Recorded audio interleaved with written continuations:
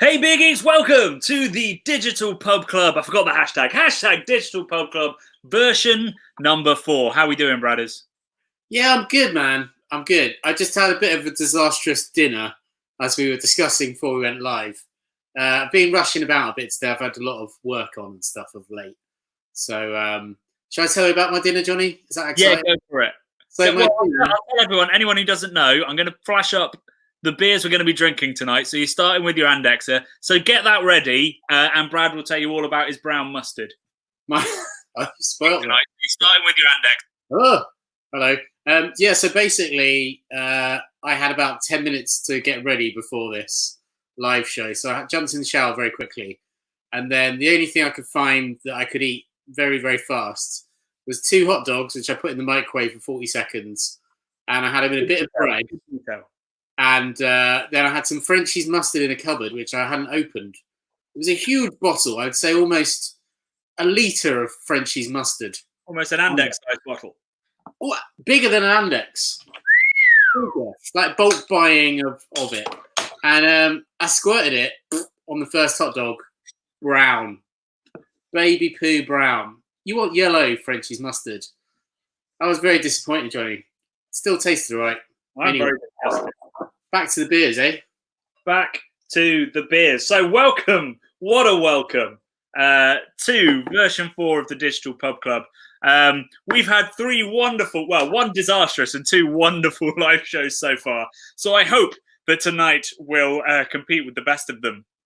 We do, of course, have another quiz all planned up. I've taken the typos out, probably not all of them, but most of them from last week.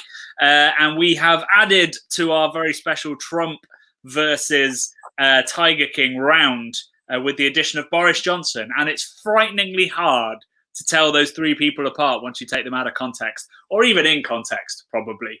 Maybe the Tiger thing's a bit of a giveaway for the Tiger King, but the other 2 don't have any excuse. So we're going to start that quiz at 8:30, well, around 8:30. So if you, I don't know, need to go to the loo, need to finish your dinner, whatever it is, need to give us a thumbs down, then get that done before the quiz starts at 8:30. And before then, I'm sure we'll get more anecdotes from Brad, and we're also going to be enjoying a lager. Should we talk about the lager, Brad? Yeah, man. I'm enjoying drinking it already. But yeah, let's talk about it. I haven't actually had a sip because I just did a monologue there for some reason. Cheers, Brad. Cheers, mate. Oh, hang on. We'll get there we go. There we go. We're working this out.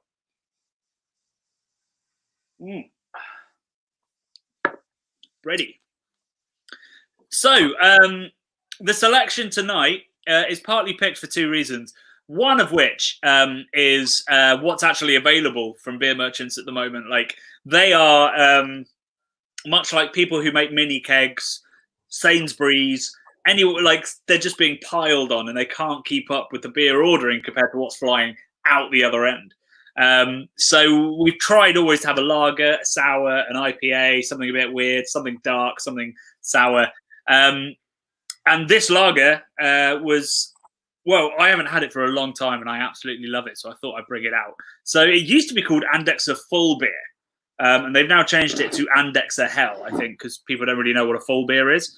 I'm not entirely sure what a full beer is, but German-wise, it means a full beer. I think like full-bodied, which they're talking about the breadiness of that lager, because it is really grainy. Lots of kind of soft malt character. Soft, isn't it? That's the word.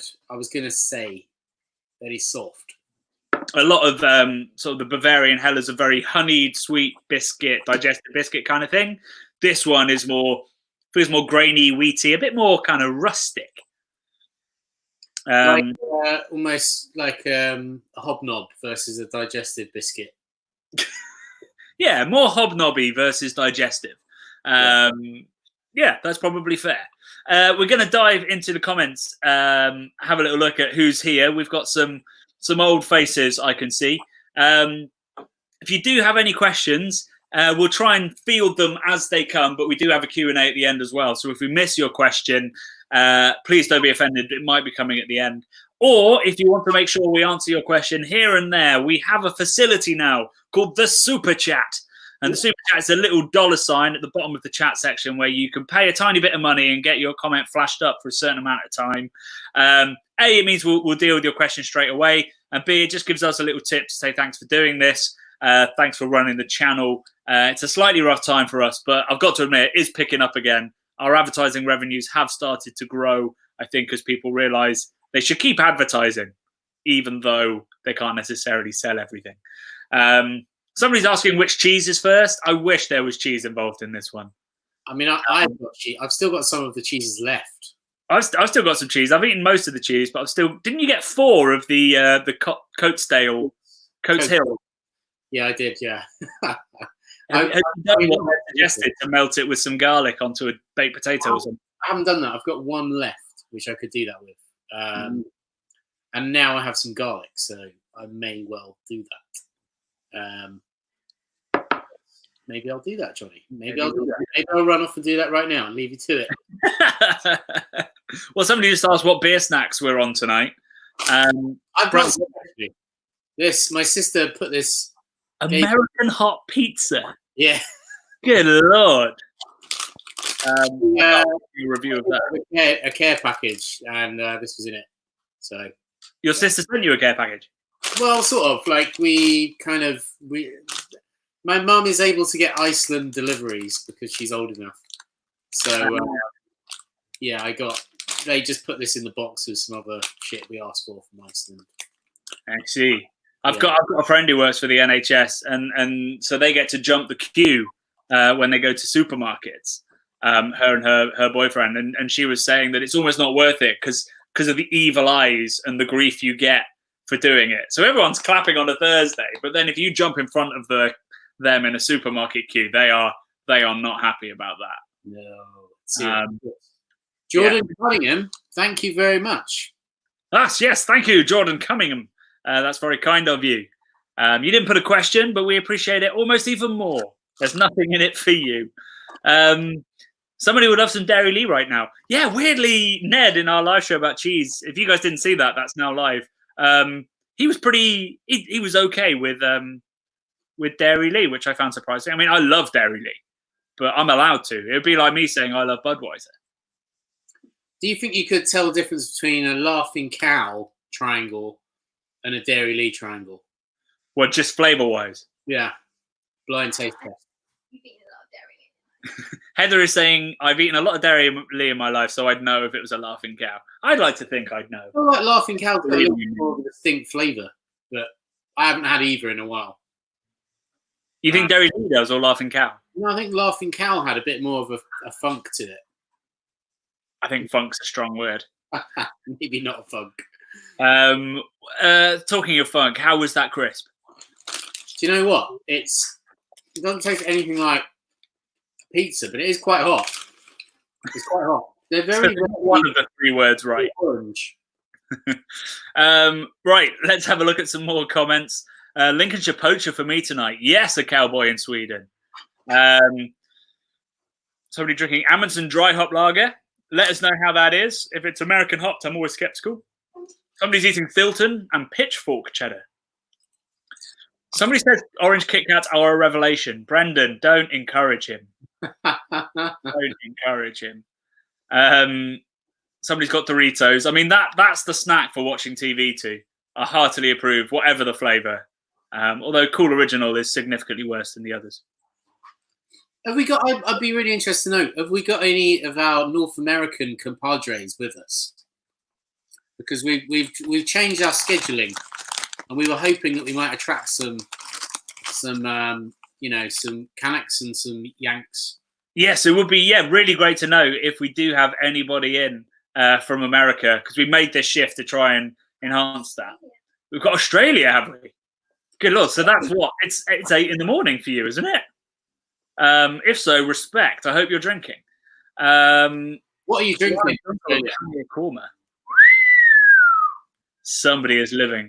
California. There we go, California. Yes, the Belgian Beer Journal. I love the sound of you as well. Is that a channel? If it's a channel, we'll give it a sub. Always interested to hear people talking about Belgian beer. Doesn't get enough love and enough attention and enough sort of headspace.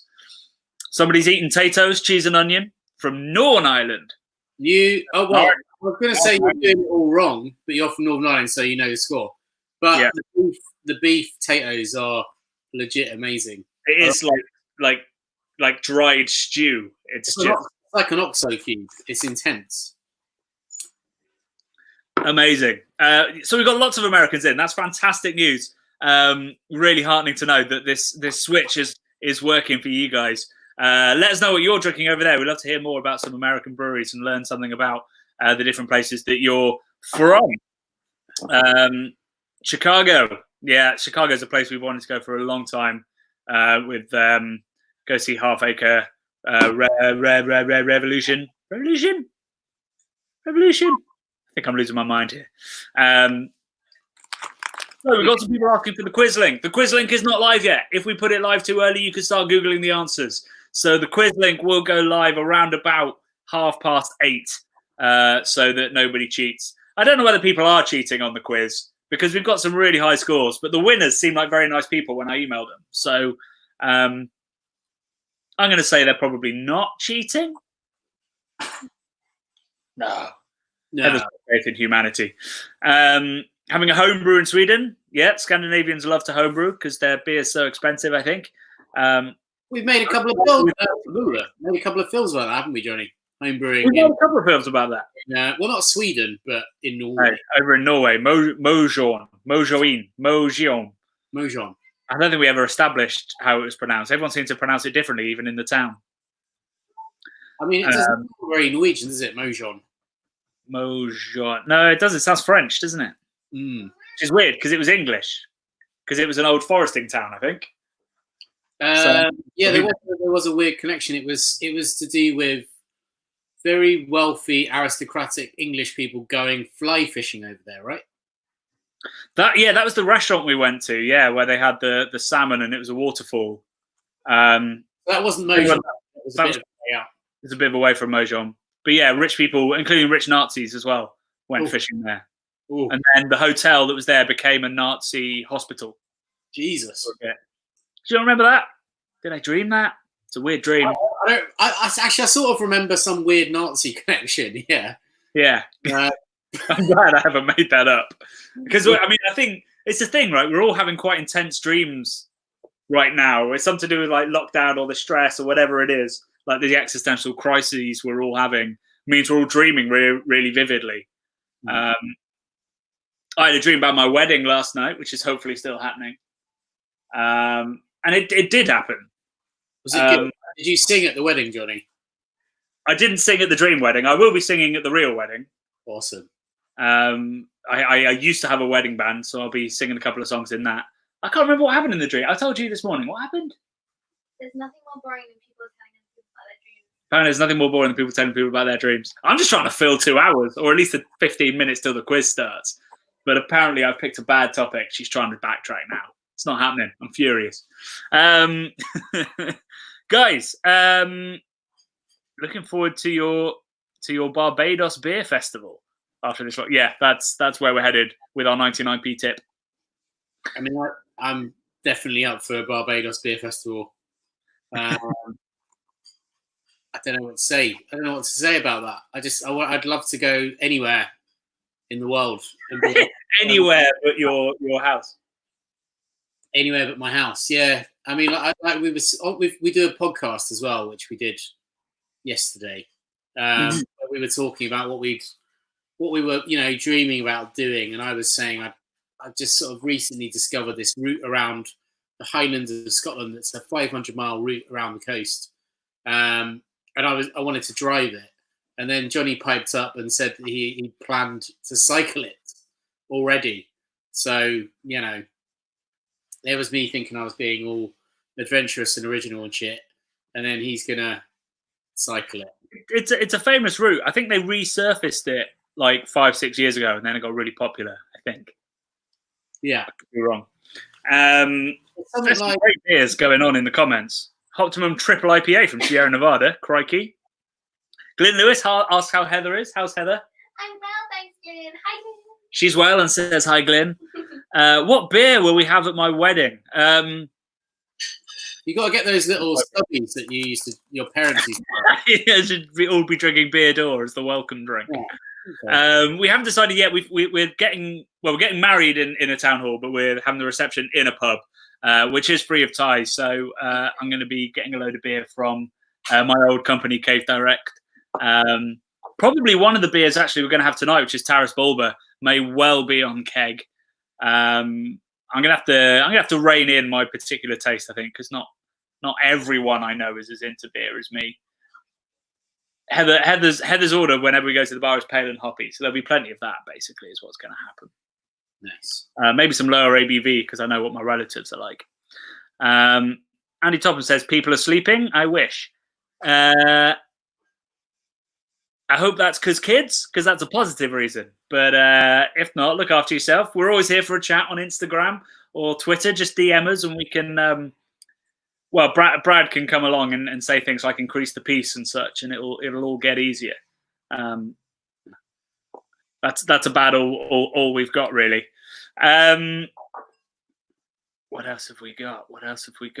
More people from the States. Thanks for joining us. Chris King wants a beer d'or. Everybody wants a beer d'or. This whole channel's a lie. Like at the end of the day, if I could just make videos about beer d'or, I would. Do you know what? We should do that video. We should go see where beer d'or's made. You know what? I've just had when you keep saying beer d'or, you know the Stone Roses song, I Want to Be Adored. I want to be adored. That's what's going around in my head now. Obviously. There we go. That will be our Christmas #1 that we'll film this year.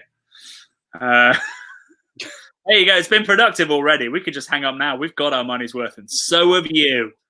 Where are we? I've lost track of my comments. I've lost them. The cycle route around Scotland. Yeah, called N500. Or the N500. Yeah, I think somebody mentioned that in the comments. Someone P just said that a little while ago. There we go. Hey, Lord's Brewing Co. Thank you so much for your super sticker, your super chat. We love you, and we will come see you once all this nonsense is over. God knows when that is. But thank you so much. Maybe we will commission a beer from Lord's Brewing. I don't know whether you work for Lord's Brewing and whether you just love them and think that's a good idea. But either way, maybe we would. We'd probably get through a whole batch, to be honest. And Ben Dawson, thank you so much. Is Taras Bulba the perfect beer? Can't think of one which ticks more boxes.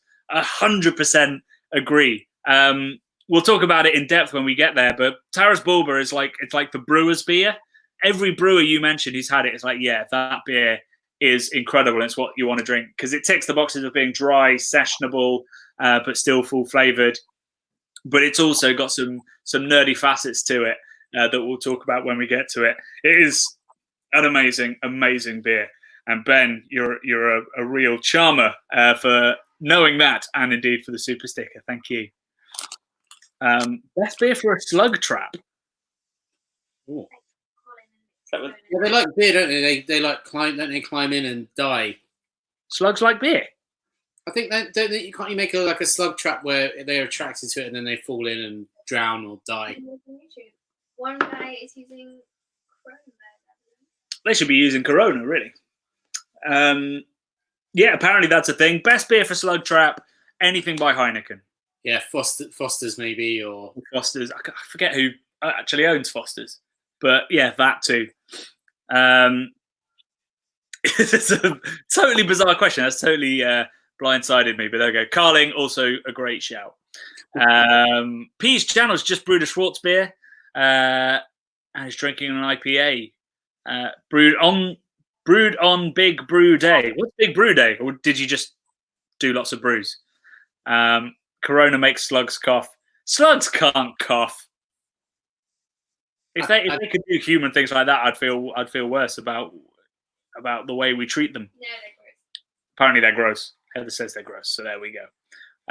Foster's is bin juice from Planet Hangover. You know, one of my least favorite smells in the world, and I can still recall it instantly, is the smell of bad, like continental lager in a can in the morning after a house party. Just that smell. An open can that's been breathing all night. Has been oxidized, warm, flat. Ashtray vibes. Yeah.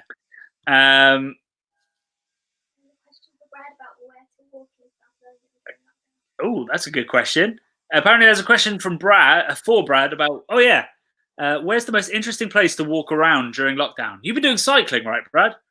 Yeah, I've been cycling. So I live in South London, which is a lot of people don't think it's actual London, but it is. Well, because it hasn't got a tube network and all the rest of it yet. But Yeah, you are outside the tubes. That's super weird. it is coming, but I'm zone 3, so we're getting the Bakerloo line extension or whatever. No, not Bakerloo line, whatever it is. I can't remember. Probably the Northern. Northern line. Yeah. I can't remember. I had a long day. It's been that long since we went into central London. Basically, I've been cycling my bike around. I live in Catford, and I just cycle with my girlfriend to Greenwich, and she's quite a novice cycler, so we don't venture too far. But I'm hoping we're going to go a little bit further, maybe along the Thames path. When I used to live in Deptford, and I used to enjoy cycling down to the Tate and Lyle sort of sugar refinery, which is way down river, so like Thames Barrier sort of way. So I might venture that way sometime soon. If you go the other way on the Thames path, you'll reach my house, my parents' house. Sorry. Oh, really? Yeah, way up near Oxford. We're just off the Thames path. I don't really. Wow, that's quite exciting. So technically, I could ride to your parents' house. You could do. That's... It's pretty flat as well, except for there's some little hills. Nothing to worry about. Right, Barry George fan club. Thank you so much for your super sticker. Glad to be in the virtual pub again. I've been thinking, on Zoom you can do like backgrounds that have like we could like get a pub one. Yeah. What, like a sort of like a green screen type. Green screen kind of vibe, and then we'd be living up to the name. I'm aware that the virtual pub club, it has actually been hosted in a pub once. We did it at Threes Brewing in New York. We did. We were I think we've done it from a pub. I mean, that fucking hell. Little Earth, we did a live show, didn't we? Yeah, we did. Yeah, we did. So that's from a pub as well. The Threes one though, bloody hell. Actually, what's the Old Oak Brew House just tipped us 50 knock, whatever that is. Crow? And we just got a tip, Johnny. I don't know how much 50 knock is. Oh yeah, there we go. Thank you for your 50 kroner, and thank you so much for your $10 as well, Belgian Beer Journal. You guys are absolutely amazing and keeping us afloat in these weird ass times. Right, we are getting close to the actual pub quiz now. Lord's Brewing, I have a question. Has everyone been getting their beer orders in one piece? Oh dear, somebody had some orders explode. Is that from beer merchants? If it is, contact them and they will repay for anything that's broken. Just take a photo. What's our perfect Sunday? But Sunday is in an ice cream. We'll have to come back for that. That's a big discussion. And I want to make sure that we don't start the quiz too late. You can't knock that. Very strong, Lord's Brew. And Ian Underhill will donate later. Thank you so much. Always end up more generous after a few drinks. See, if that were me, I'd donate no. Never mind. Right, guys, I'm going to get Heather to post the pub quiz link. Not the answers. Don't post the answers. That would put a dampener on the evening to some extent. Did that nearly happen? No, but I'm always so scared that I'm gonna do it. She's just scared it could happen. No answers for you yet. Just a reminder, you'll get a Google form. You enter your answers into the Google form. If you have to put your email in if you want to know your score. But there's a little tick box where you can say whether you want to join our monthly mailing list or not. Totally up to you. Tell us to go fuck ourselves. But we do a lovely monthly mail out that ties together all the stuff we've been doing, the stuff I've been writing for Good Bit Hunting, Ferment, some other magazines. And links to our best podcasts of that month as well. So we do 5 podcasts a month. 5 podcasts, 4 videos, and now 2 live shows. A lot, isn't it, Johnny? It's a bit much. So that link should hopefully have just come in. So just copy that link or click that link, and it will open up the form for you guys to play along with. I think we've excelled ourselves with this particular pub quiz, to be honest. I think it's one of the strongest true or falses. One of the strongest, actually, no, not one of the strongest beer names ones. We've done better there, but the final round is really strong. So do stick around for it. We've been sending, we haven't sent the books out yet, but our lockdown has been decreased a little bit, so I can go to the post office. So if you are one of the 3 winners already, you will be getting your book in the next couple of days, hopefully. There's a great planetary question in there, Johnny. Planetary? Oh, yeah, there is, isn't there? I really enjoyed that one. I really enjoyed that one as well. That's I don't think there's enough astronomy in our questions previously. There's a great little conversation kicking off. I can see. What are the Zoom backgrounds that you guys use? Because Peter Gabriel has been using the Allagash cellar, and I think that's super strong. So let us know what you guys use for your backgrounds. Somebody's asking about our book. We have 2 books. One book is called Beer School: A Crash Course in Craft Beer.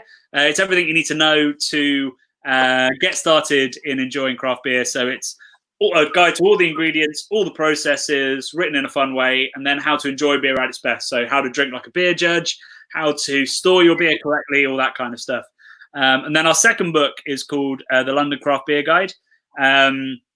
It's not just the way to drink in London. It is sort of a snapshot of beer culture in London. So there's lots of interviews with the best breweries, all the best pubs, that kind of stuff. So it's definitely worth picking up even if you don't live in London. I'd say it's a love letter to the city, isn't it, Johnny? Exactly. Sorry, Heather, what did you say?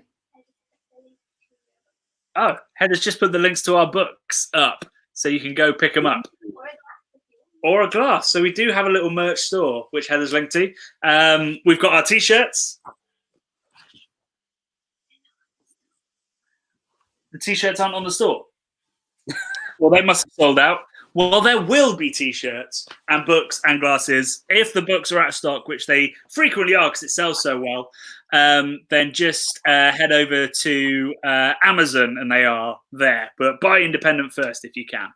How long till the quiz? Good question. Moments away. Absolutely moments away. I'm just going to thank the old Brewery House for a second super sticker. Thank you very much, guys. Glad you enjoy the channel.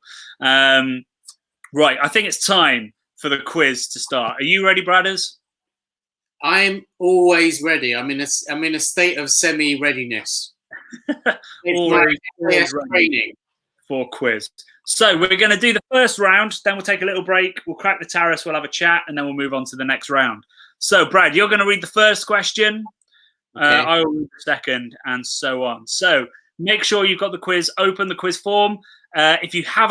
If you've lost the link, Heather's going to send it one more time now, and we're going to start in 10. No, we're going to start right now. Question 1, folks. True or false? President Thomas Jefferson brought the concept of ice cream to America.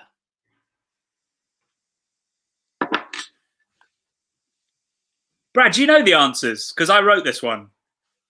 Are you asking, do I general knowledge, do I know the answers, or can I see the answer written in front of me? Both. That one would have stumped me, and I'd like to think I've got a very well-rounded general knowledge. But I can't say whether I would know that one way or the other. So that's new to me. All right, read it one more time, then we'll move on to question 2. Question 1. President Thomas Jefferson brought the concept of ice cream to America. So was Thomas Jefferson English? Was he one of the very early presidents? No, he wasn't. But maybe he discovered it elsewhere and came back, or maybe he read a recipe. Right. He was often in France, says Heather. Heather's knowledge of early presidents is exceptional because more than anyone else in the world, she is obsessed with Hamilton. Like, so obsessed. And I think that's really helped her learn. We went to see Alexander Hamilton's grave when we last went to New York. That's how much she was into it. And then his wife's. They're very together. Well, they're not together. They're close. But they're next to each other. Turns out I wasn't paying attention. Right, question 2. True or false? If you swallow chewing gum, it stays in your body for up to 7 years. That's a parenting classic. I was told that a lot as a kid. But is it true or is it false? If you swallow chewing gum, it stays in your body for up to 7 years. You ready, Brad? It's question 3. Question 3. The control room at Chernobyl is open to tourists, despite having 40,000 times the standard Earth radiation. That is one of the best TV shows ever made. I mean, it's a bit of a Debbie Downer, isn't it? That TV show, but it is. It's kind of amazing. Yeah. I mean, it's terrifying, and it's what actually happened, which is even more shocking. The bit where they're sort of all looking up in the sky when it first sort of kicks off. Oh, on the bridge that they call. Everyone's like out and about, and there's like kids and stuff. Haunting. Haunting stuff, not the stuff for a live show during an epidemic. Why did I pick that? So, Brad, read it one more time. We'll move on to question 4. Okay. Question 3. The control room at Chernobyl is open to tourists despite having 40,000 times the standard Earth radiation. There we go. Question 4. In 2019, Kiss played a concert to an audience of great white sharks. In 2019, Kiss played a concert to an audience of great white sharks. Sharks can hear, right? They can hear really well. I know that they can. They've got some very adapted sensors. They've got a very strong magnetic field thing around their sort of nose area. So apparently, if you're getting attacked by a shark, actually it depends which kind of shark, but some of them you want to stick your thumb in their eyeball. And other ones, if you want to punch them on the nose, because they've got this sensory organ, which is a bit like pigeons as well. They've also got a magnetic sensory organ in their snout, and you can disorientate. The old pigeon snout. Yeah, the beak. The pigeon beak is magnetic. It's got a magnetic sensory organ in it. Can you like attach fridge magnets to it? I think it's like one of those, like an Eastern European fat child that has all of the spoons stuck to them. Like one of those. Do you know what I'm talking? Does anyone know what I'm talking about? That does, yeah. I can picture it, but I don't know what that is. Tradition of like magnetic men that seem to come out of Eastern Europe. What did the chef in Deep Blue Sea do? He had a crucifix, but was it the eye or the nose? I can't remember. But he basically won the whole. You seen Deep Blue Sea? Yeah, that's ice. Is that Ice T or Ice Cube or someone? Yeah, I think it's one of them. LL Cool J. Is it LL Cool J? It's one of them. Cool J. It's a rapper. He's got and I remember that. he beats a shark by using a crucifix and like hitting it on the nose or something. Oh, well, that's good knowledge. I don't remember that bit. Anyway, pub quiz. Question 5. Bradders, this is yours. True or false? Bulls hate the colour red. It's a doozy. Could be a bluff, could be a double bluff. Ooh, who knows? What? Is it? Have we had confirmation that it's LL Cool J? So much. Everyone is like, of course it's LL Cool J. It's Ladies Love. Great. His name is Ladies Love Cool James, right? That's what LL Cool J means. Heather's just reminded me that he's one of the greatest cameos in 30 Rock. Ghostface Killer. It's called, yeah. And he Got blood in his toe. care. What's the name of the? Story's going well. Yeah, it's going really badly. Basically, the page steals LL Cool J's nose, like you do with kids, and then LL Cool J is like turns to his entourage and is like, "Go get my nose back," and it makes me cry every time. Anyway, watch the actual thing, not me failing to tell it. So, Bulls hate the colour red. True or false? Question 6. No babies were born to UK prime ministers between 1850 and 2000. 3 have been born since. Is that right? Is that wrong? Is that true? Is that false? Is that the right amount of babies? Is that the right years? So many questions. Brad looks baffled. That's a very interesting question, that, isn't it? That's a real. You'd have to think back That's a very long period of time to judge. It's about 150 years.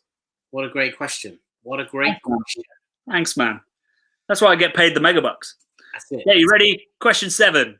So Question I'll read it one more time. No babies were born to UK prime ministers between 1850 and 2000. 3 have been born since. True or false?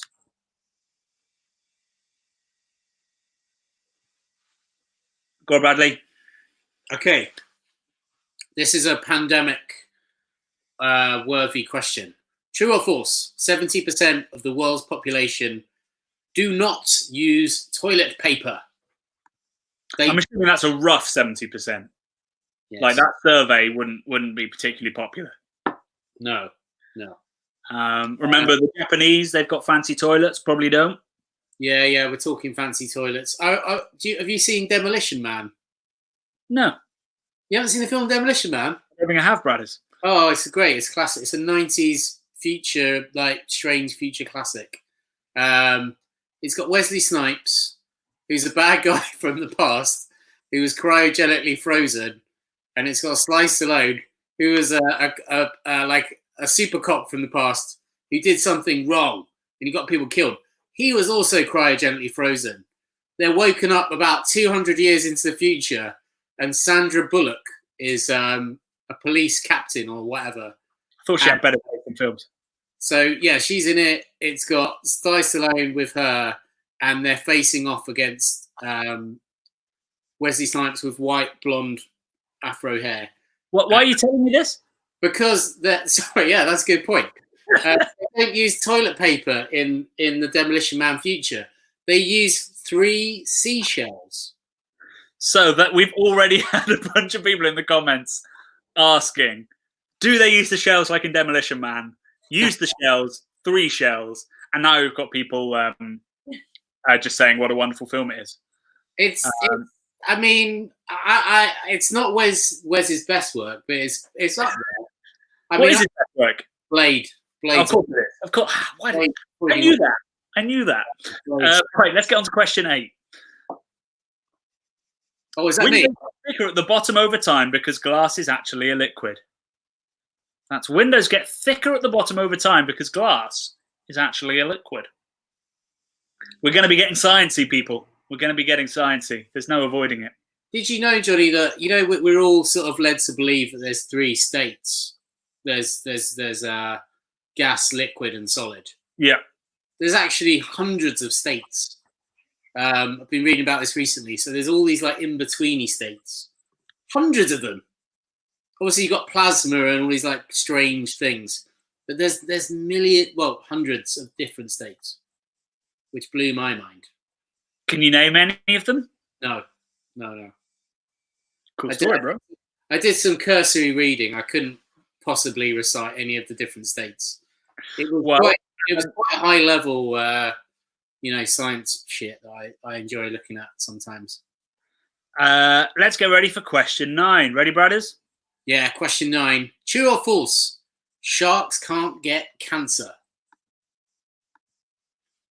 We've had some good shark chat this evening. Yeah, I clearly had sharks on the brain. I don't know why. To be honest, on the days that I write this, I'm just cruising for facts, and if one comes and I think it's interesting, or indeed lies, I just pop it in. So that's a bit of a coincidence that there were 2 shark lies and truths out there.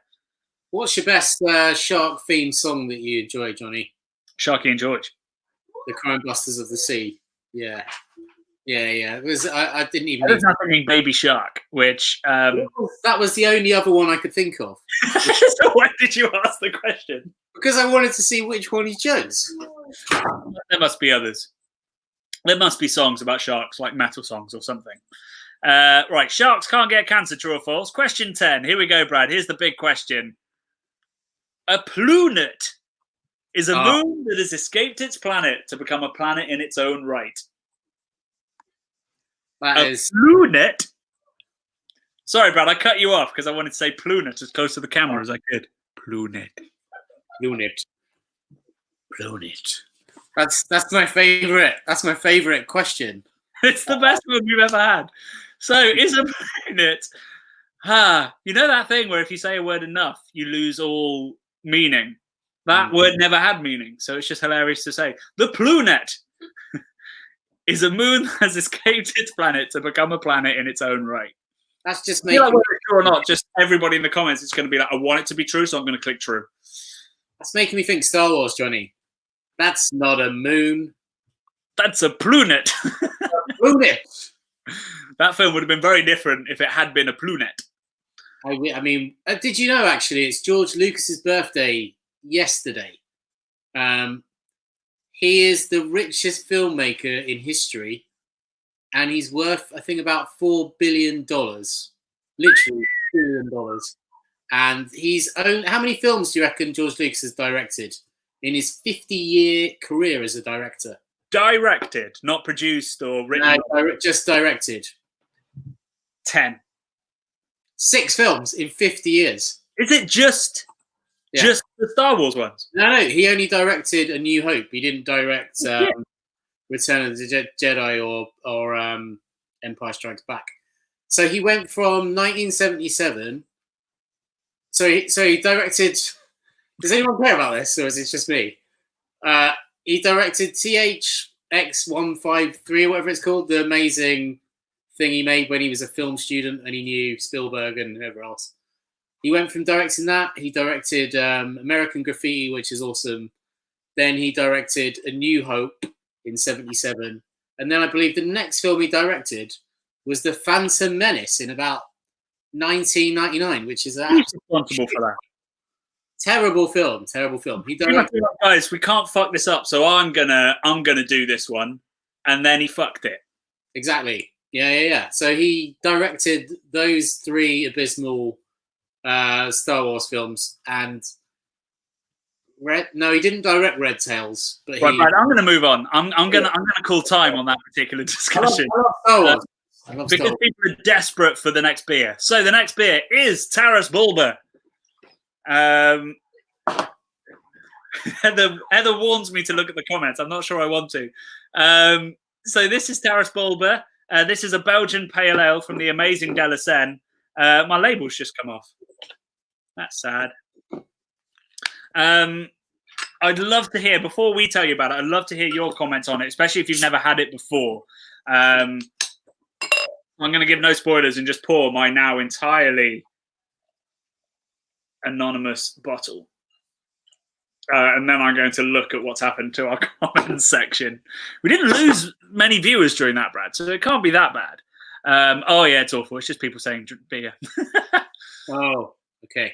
People just want beer. I like that you guys are drinking that fast. You're drinking faster than us, but I guess we're talking endlessly.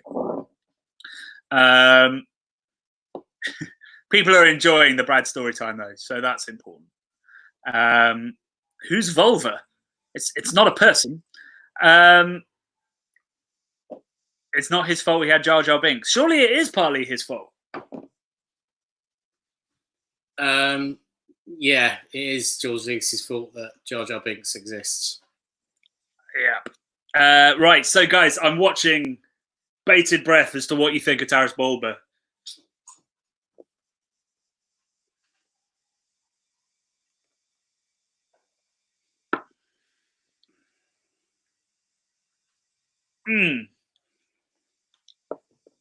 I love that beer. How's it tasting to you, Bradders? Dry, isn't it? It's very, very dry. So I've had the privilege of spending quite a bit of time with several people from the Delacenne team, and the inspiration behind it was out of, like how with American beer they were sick of bland beer, so they went for big, bitter, bold, bitter sweet beer. It was kind of the opposite in Belgium. They were sick of really sweet, like the Trappist beers are beautiful, but they're very sweet. Lots of sweetened beers from the other breweries, and they wanted something really, really dry. And the guy who founded it, he's actually a lover of British best bitter. So he wanted dry, floral, grassy hop character, like in these British beers. But then he still used the Belgian yeast because that's what he knew. That's what he loved. And so you get that lovely floral hop character, floral yeast character, but nicely restrained. And then a really dry cracker, almost lager kind of like base. It's a really unique beer that's now been copied by lots and lots of people. If you ever like, this beer kind of invented the idea of the more modern Belgian pale, and yeah, it's one of my favorite beers in the world. And like I said, it's like a brewer's beer. It's one that, because brewing a beer that clean, getting the balance right between the bitterness, the dryness, a little bit of sweetness, the floralness, is really, really tough. You have to have your processes really dialed in to get it bang on every time. In fact, it's so delicate that they had a load of batches came out that were infected with Brettanomyces, so a funky, really slow-acting Belgian yeast. And they had to throw away a lot of beer as a result of this. Any kegs that were like more than a month old were going funky. And they tracked it down to just one nut in the brewery that was infected with Brett. And it was just letting a tiny bit in each time. And that's how delicate this beer is, because only a tiny little infection that took months to take hold completely changed the character of the beer. So they dumped it all. Wow.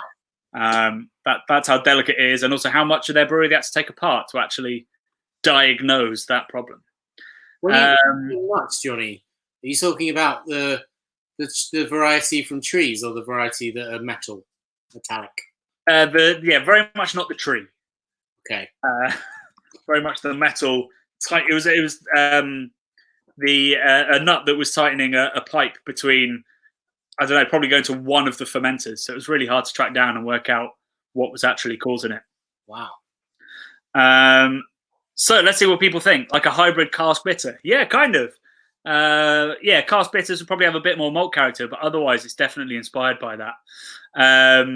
Glad to see everyone really enjoying it. When we cracked the Saison de Pont last time, some people didn't really like it, which was a real surprise to me.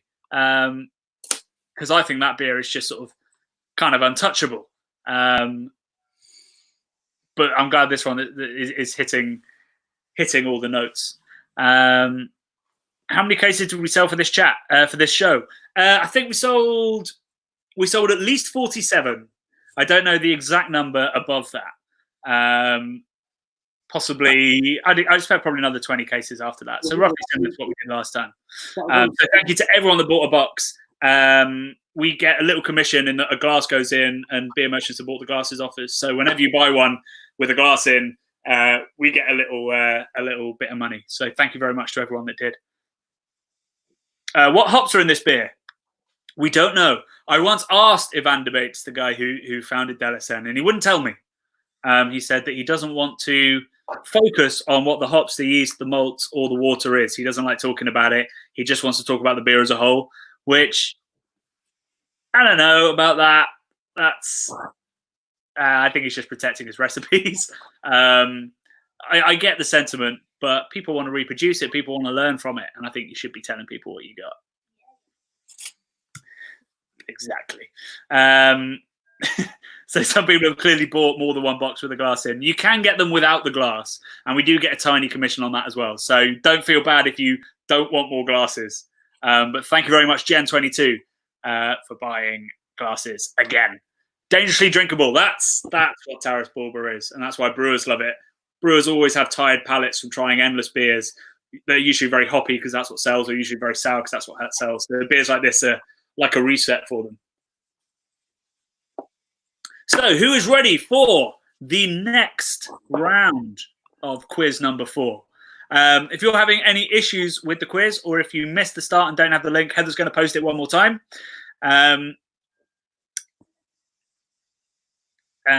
Martin reckon it's Laurel. It's not Laurel. It'll be a Belgian or a British hop, an old school one. So it's going to be, it could even be a German hop, actually. Could be Hallertau. Could be EKG. Probably not Fuggles. There's no Fuggles character there. Bramling Cross, maybe. Who knows? But something that's, earthy, grassy, floral. None of the modern stuff. It's also quite an old beer, so it would have been around long before Laurel. Right, so Hopcat Brewing Systems has missed the quiz. The link is just above your comment, so don't worry, you can join in, and we will go through some questions again at the end for those that missed a couple. So we're moving on. We're on to the questions round. So you could have been doing this the whole bloody time. Brad, I'm an idiot. Yeah. So the questions round is coming. So in this round, all you need to do is look at the squares that we've put up there and you need to write in the answer box below what the brewery is. We'll accept spelling mistakes. We'll accept variations on whatever it is. You don't have to be exactly right, but we need to know what that brewery is. We've made sure they're pretty well-known breweries, so think hard, think long about it, and you should get there. There's one really tricky one in there. I think 14 is pretty tricky. Have you got them, Brad? Have you worked them out? Yeah, I think 14 is pretty tricky. 14. Yeah. Yeah, it's pretty tricky. I put a little bit of the wording underneath that has the place that it's from as a little clue. Yeah, I did. Yeah. Bradley, I, for the first time in our live shows, have been caught short. So I'm going to have to pop to the loo. Mate, I've been busting. This is why I haven't said anything for the last 5 minutes. Because I'm about to piss myself. But go on, you go for it. Wonderful. You go first. I'm going to put you full screen. Oh, I'm going to put Brad's story time on, and you entertain them for a minute, and I'll be back. And then I'll start the next round going, and you can pop to the loo. Great content, guys. So, Caribbean in the house, Barbados here. What's this, Glyn? Glyn, are you in Barbados, or am I not understanding what's happening? Red Stripe, we're having all sorts of talk about Red Stripe. I'm not sure I'm a massive fan of Red Stripe. John Hoth, tell us more about 80s movies. I can easily do that. So the master of 80s movies in my book is John Carpenter. So we're talking things like The Thing, Big Trouble in Little China. He's got all sorts of movies. I can't even what's the one? The one with Rowdy Roddy Piper in it is amazing. The street artist Shepard Fairey has based the whole career around that movie. They Live, which has got all sorts of weird subliminal messaging going on in it, and the idea that we're sort of ruled over by these strange reptilian / robotic overlords that are sending out weird signals. It's awesome. So 80s movies wise, if you're going to start on an 80s movie binge, start with John Carpenter. I would start with The Thing. Is probably one of the best films ever. And the soundtrack to The Thing. Yeah, he did the soundtrack. So the thing with John Carpenter is one bass string. He did all of the music to all of his films, as well as directing them. I think he was the cameraman on a lot of his stuff as well. The guy is like polymath. He's amazing guy. I've almost gone to a few things where he's been doing Q&As and stuff because I'm a big fan, but it's never quite happened. I think there was something at the Prince Charles Cinema a while back. It was called Release the Bats or something, and it was like a tour where that's not appropriate for today's world. I know, right? He's quite prescient. He saw the coming of the apocalypse. Yeah, but he's amazing. So anyway, that's nothing about beer, but there you go, John Carpenter. Do you want to go pee? Yeah. I just, we're going to geek out in a very different way now. I wonder if anybody's still not necked the Taras Bulba. Is anybody else getting coconut? Maybe it's because I got an order in from Track last week, and they'd gone heavy on the Sabro, this new South African hop that is basically coconut. And I'm tasting it in quite a lot of beers now. But I'm getting coconut from that. Let me know if I'm going mad. All palates are different. Nope, no coconut. No, okay, cool, that's fine. I've never got coconut from that beer before, so I'm probably a little bit of coconut. Who knows? I've got Brad's story time on my on me now. That's not how this game's supposed to be played. There we go. Oh, our names are back, just in case you've forgotten them. Right. Hey. You gave that a squeeze, didn't you? Oh, yeah. Right. Hopefully you guys have finished your picture round. Got people catching up with the gags.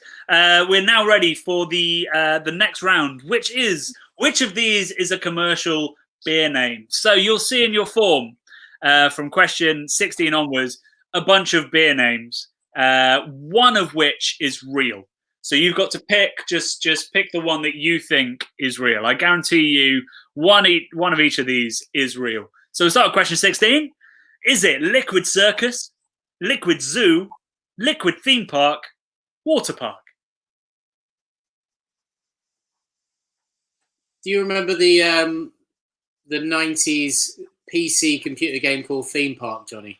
Dude, I was obsessed with that. Theme Park is one of the greatest games ever made.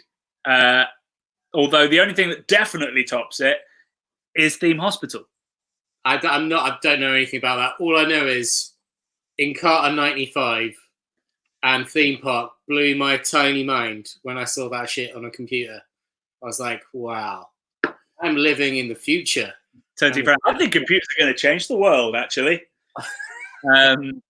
Yeah, it's an amazing game, but Theme Hospital was better. One of my favorite games of all time. I can still do the theme tune.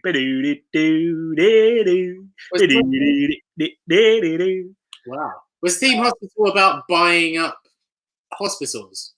No, not buying hospitals. You were building hospitals. So you'd have to build the GP rooms. You'd have to build the treatment rooms. And they had all these amazing, like, weird diseases like invisibility, bloaty head syndrome, hairyitis. You'd have to cure them. It was hairyitis. Yeah, I've got that. It was the coolest game. I reinstalled it in my computer. Like somebody did like an emulator of it a couple of years ago, and I played it to death again. It's a great game. I'm hoping comments are like, yes, that game is amazing. Not that many. Not that many. Just me. Right, next one. Question 17. All the leaves are brown.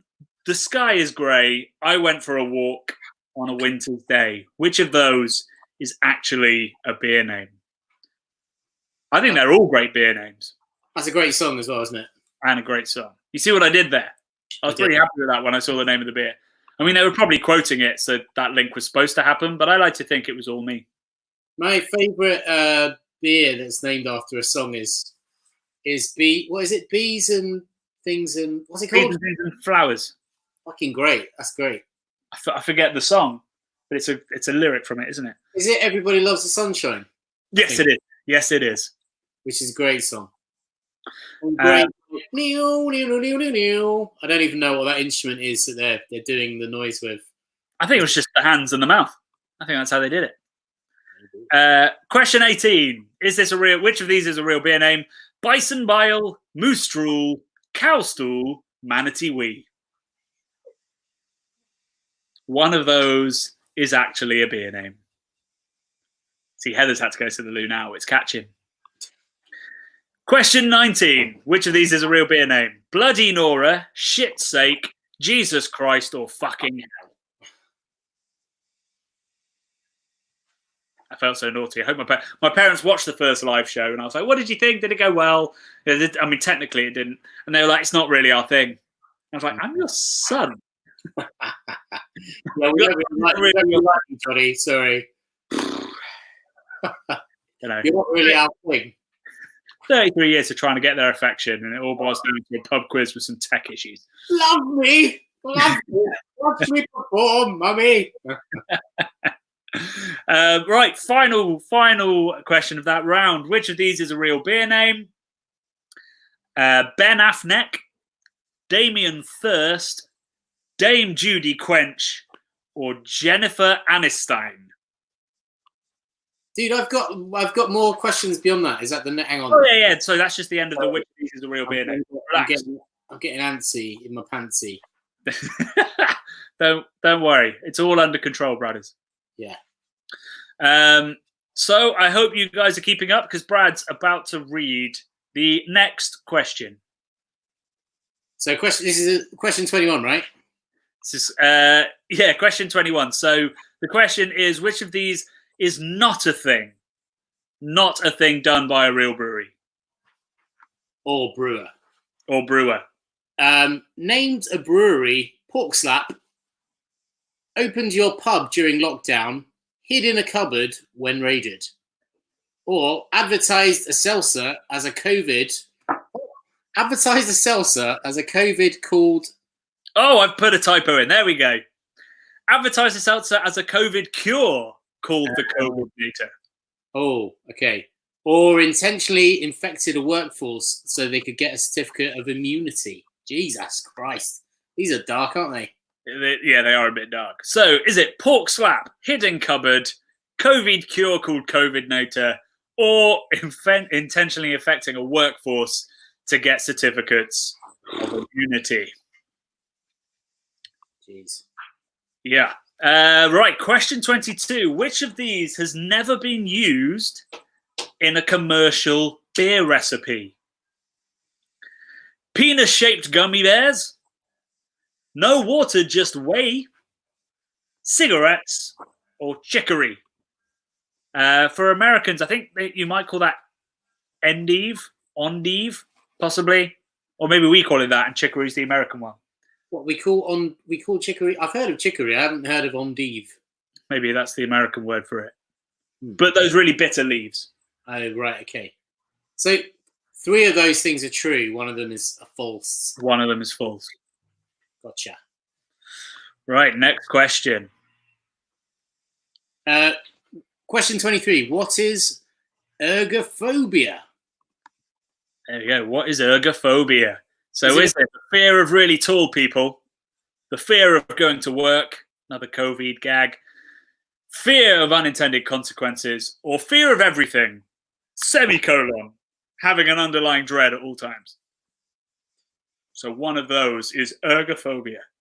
I mean, that last one is basically my life. I think we've all got whatever that is at this particular moment in time. Sad to admit that, but that is how I live my life. We'll get to that. Next question. What year was the term Imperial Stout first used? So this is riffing off of our video getting on for 2 weeks ago about what is Imperial Stout. Was it first used in 1779, 1821, 1901, or 1948? So what year was the term Imperial Stout first used? I'll give you a little clue. It wasn't used in reference to anything sent to Russia.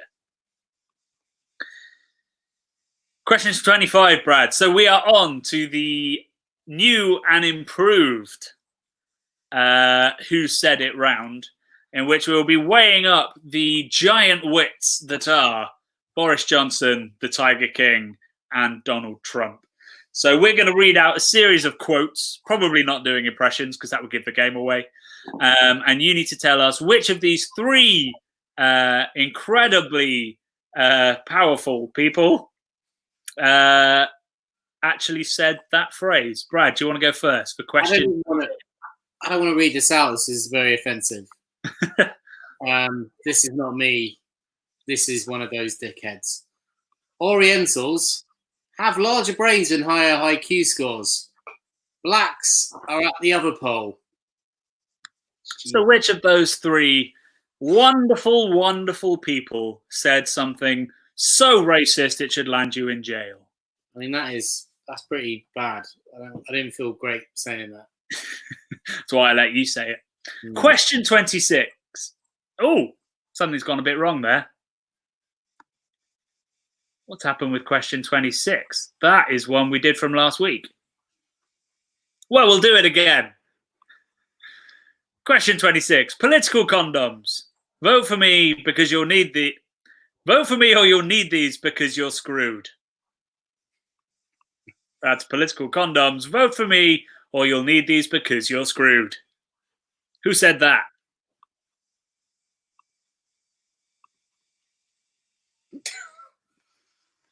Brad, next question, please. Again, not coming from me. If you look at Saddam Hussein, he killed terrorists. I'm not saying he was an angel, but this guy killed terrorists. There you go. Question 28. Who said this? I don't know. All I know is what's on the internet. Which, to be fair, would be quite a lot. But if you only base it on what's on the internet, that could be flawed. That could also be you, Brad. I think most of what you tell me is stuff you've read off the internet. Yeah, or like from BBC Learning Zone, circa the year 1989. Right, you're on to the penultimate one. Okay. I don't think we're done blowing shit up today. Who said that? I don't think we're done blowing shit up today, Johnny. There we go, that's a bit better. I thought there'd be some enthusiasm in there. It's just going to check the comments. Yeah,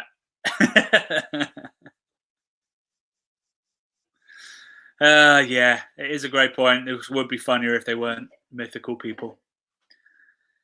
Carol Baskin said all of these. You don't know that. We don't know what she did. Question 30, the final question. Can you believe I'm a politician? I can't even. I can't even?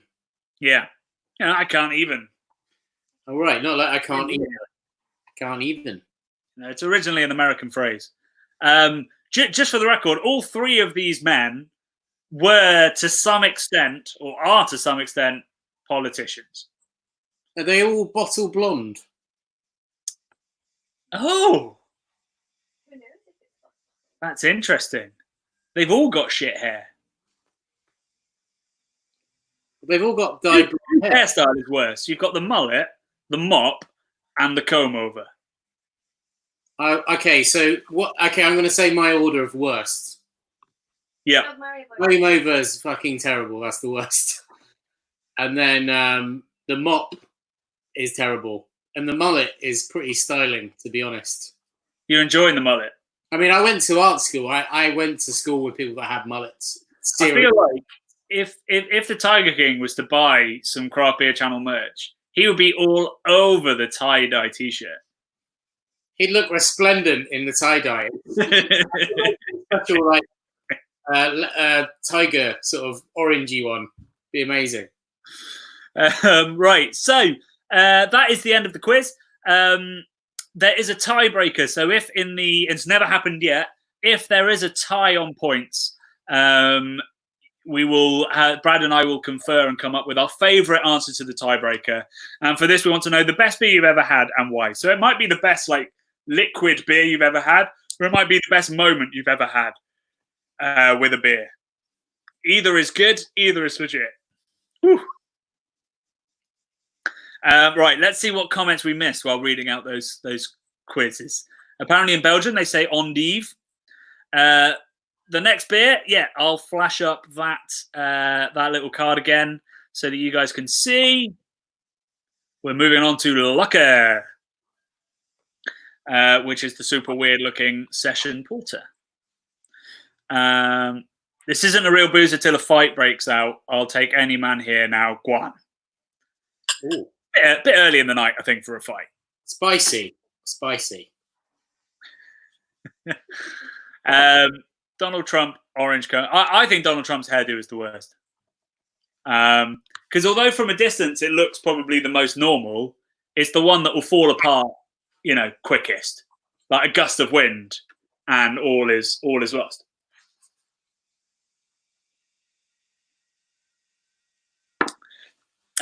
Question from Chris Auld.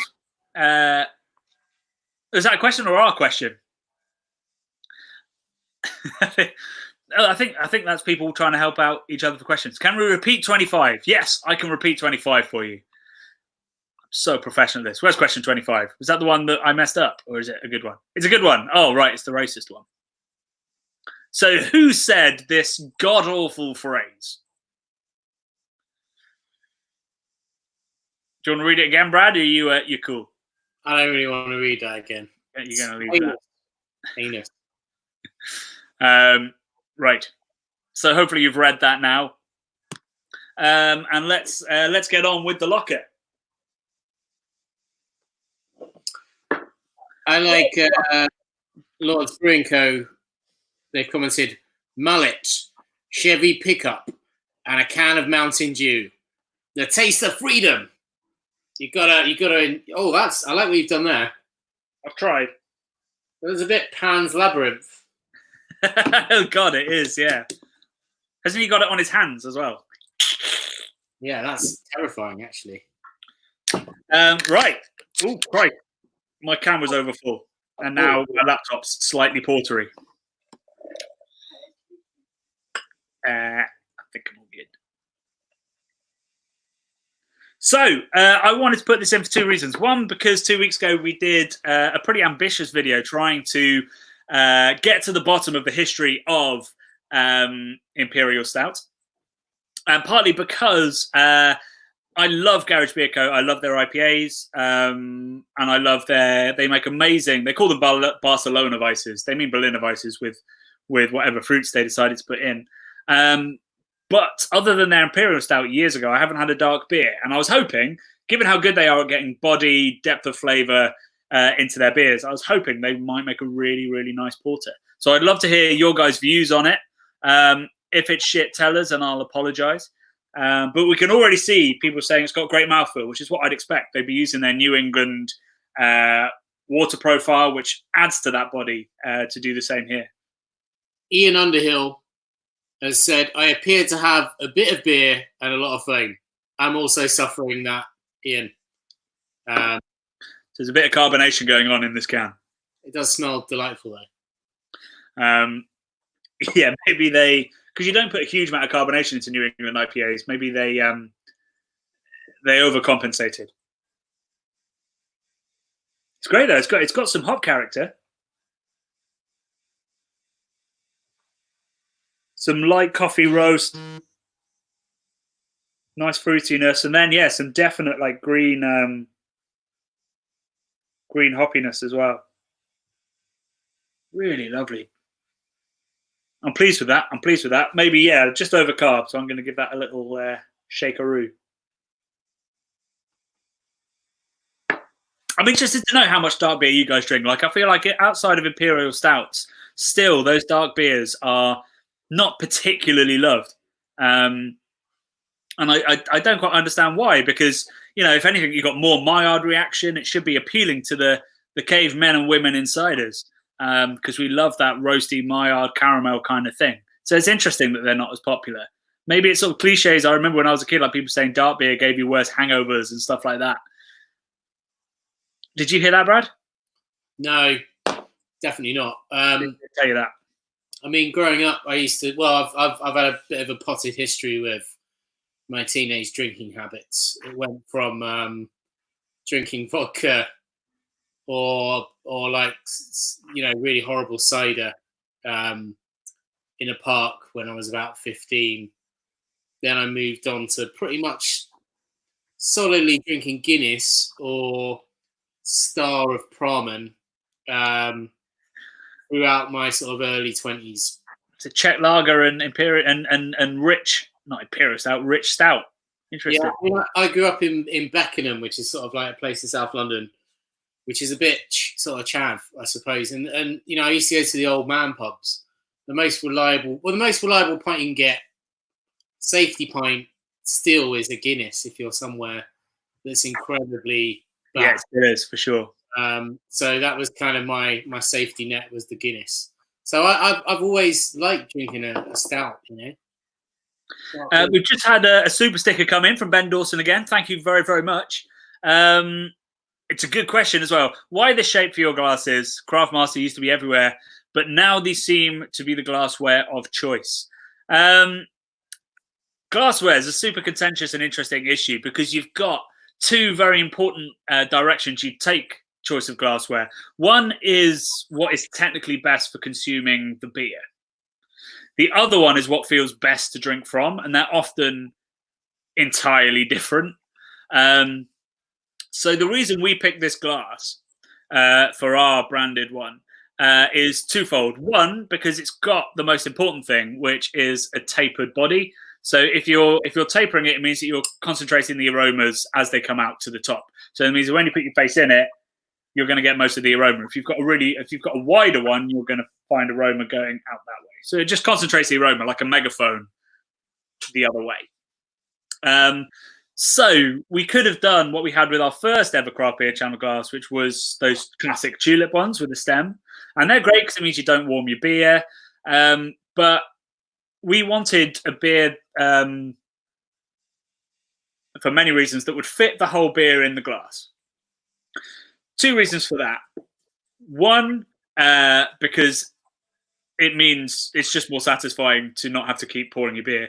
And 2, because if you've got a bottle conditioned beer and you keep pouring it, bringing it vertical again, pouring it, bringing it vertical, you're just mixing up the yeast. So you're going to mix up and get that yeast in the beer. So we wanted one where you can put the whole beer into the glass, and this can fit a 440ml can, or a 375 Belgian bottle, or a 330ml bottle. So you can fit it all in there. And we wanted one that you could hold like a pint glass, because we think that's more satisfying to drink from. So we moved away from the tulip and towards that, and that's why we picked it.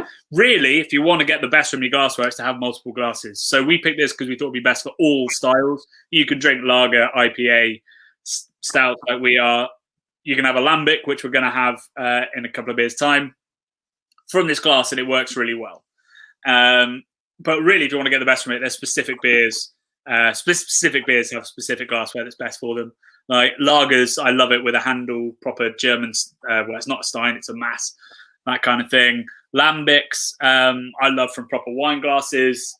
The only thing that I think sucks is the conical pint glass. I just think they're kind of rubbish, but they're also really satisfying to hold and to drink from. So when I'm in a pub, I don't moan too much. But if I'm trying to get to the bottom of a beer, I use that, or what's called a Brussels glass, so like a chalice.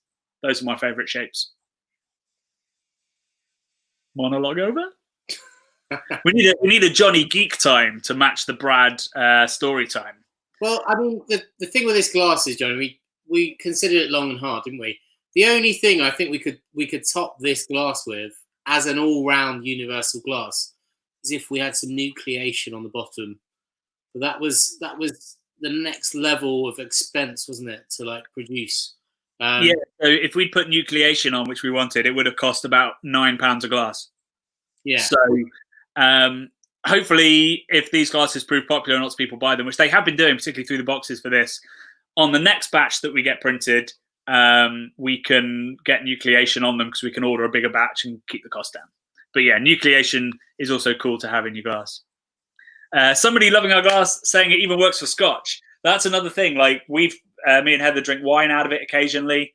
You could put cocktails in it. It's just a really multi-use glass. You could put a banana yazoo milkshake in it if you really wanted to. You certainly fucking could. You're a yazoo man.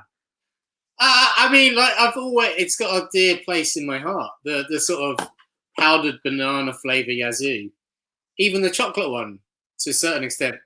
It's a classic. Chocolate milkshakes, they never fully, like the Nesquik ones, you can never get all of the powder in. Yeah. Ever. However much you try. I'm always skeptical. But then you just eat it. That is a good point, yeah. I went through a phase of loving the fridge ones. Fridgy. Really thick. They put a weird emulsifier in it that makes it... Yeah, they do. That was in my tea. Well, when I was younger, probably. I had a couple of those and I was like, this is the best. And then you realise, no, it's like drinking plastic. Yeah, it's the weird emulsifier thing. I went through the same phase. An ice cold fridge back in the day, strawberry flavour. Bing, bang, boom. That was pretty good. Heather's just asked if anybody remembers Shaky Jake. It had the best sound, like, advert. Is that the name of the cracker from down the road? Shaky Jake. It's a milkshake that nobody's ever had. I think it's just Heather. Oh, we've had a super question come in. Oh, crikey. Any opinion on Cicerone certification for hobby beer geeks? Cheers, guys. It's an interesting one. Like, Cicerone gets lots of hate, and I think it's ridiculous. I think it's a brilliant course. It's a brilliant idea. It's helped bartenders all over the world learn their trade and be better at it. The interesting thing is that it's mostly, sorry, not mostly, a lot of the questions are to do with serving, which geeks don't need to know quite so much about. Like, it's good for you to know, but so much of that syllabus is based on how to serve beer correctly. So if that really interests you, then it's great to do. If it doesn't, you probably don't need to take the qualification. You can just find all the research material, and when you get to the boring techie bits, just skip it and read the cool stuff. But I think it's done wonders for the beer industry. It really has. And it's definitely the best of the courses out there. There's other ones. There's one done by the Institute of Brewing and Distilling in the UK, which I just don't think is as good. The Cicerone's the best way to do it. Although it's also based on BJCP, and I've got into many fights in the YouTube comments about whether BJCP is particularly helpful. And it is in terms of flavour. It's just its beer history is just plain made up at points. Somebody knows Shaky Jake and can remember the jingle. I love the weird hashtag. There we go. I did Wibble Wobble. I've never heard this. We'll have to show you. Hashtag Wibble Wobble Yum Yum. Milkshake, wibble wobble yum yum. Right, let's go back a little bit. We're going to do the answers after this. Thank you, Victor Varga, for your donation in your question. Bacchus Mannon's in. Hey, Bacchus Mannon, he's back. He goes back a long way with us. You use them for whiskey sours. Yes. I've used them for old fashions. That's my cocktail because I saw on a cocktail menu, I'd always ordered old fashions, think I was cultured. Then we went to a cocktail bar where the description was old fashioned, the only cocktail your boyfriend knows how to order. I was like, oh. It's like going to the bar and just asking, you got any IPAs, mate?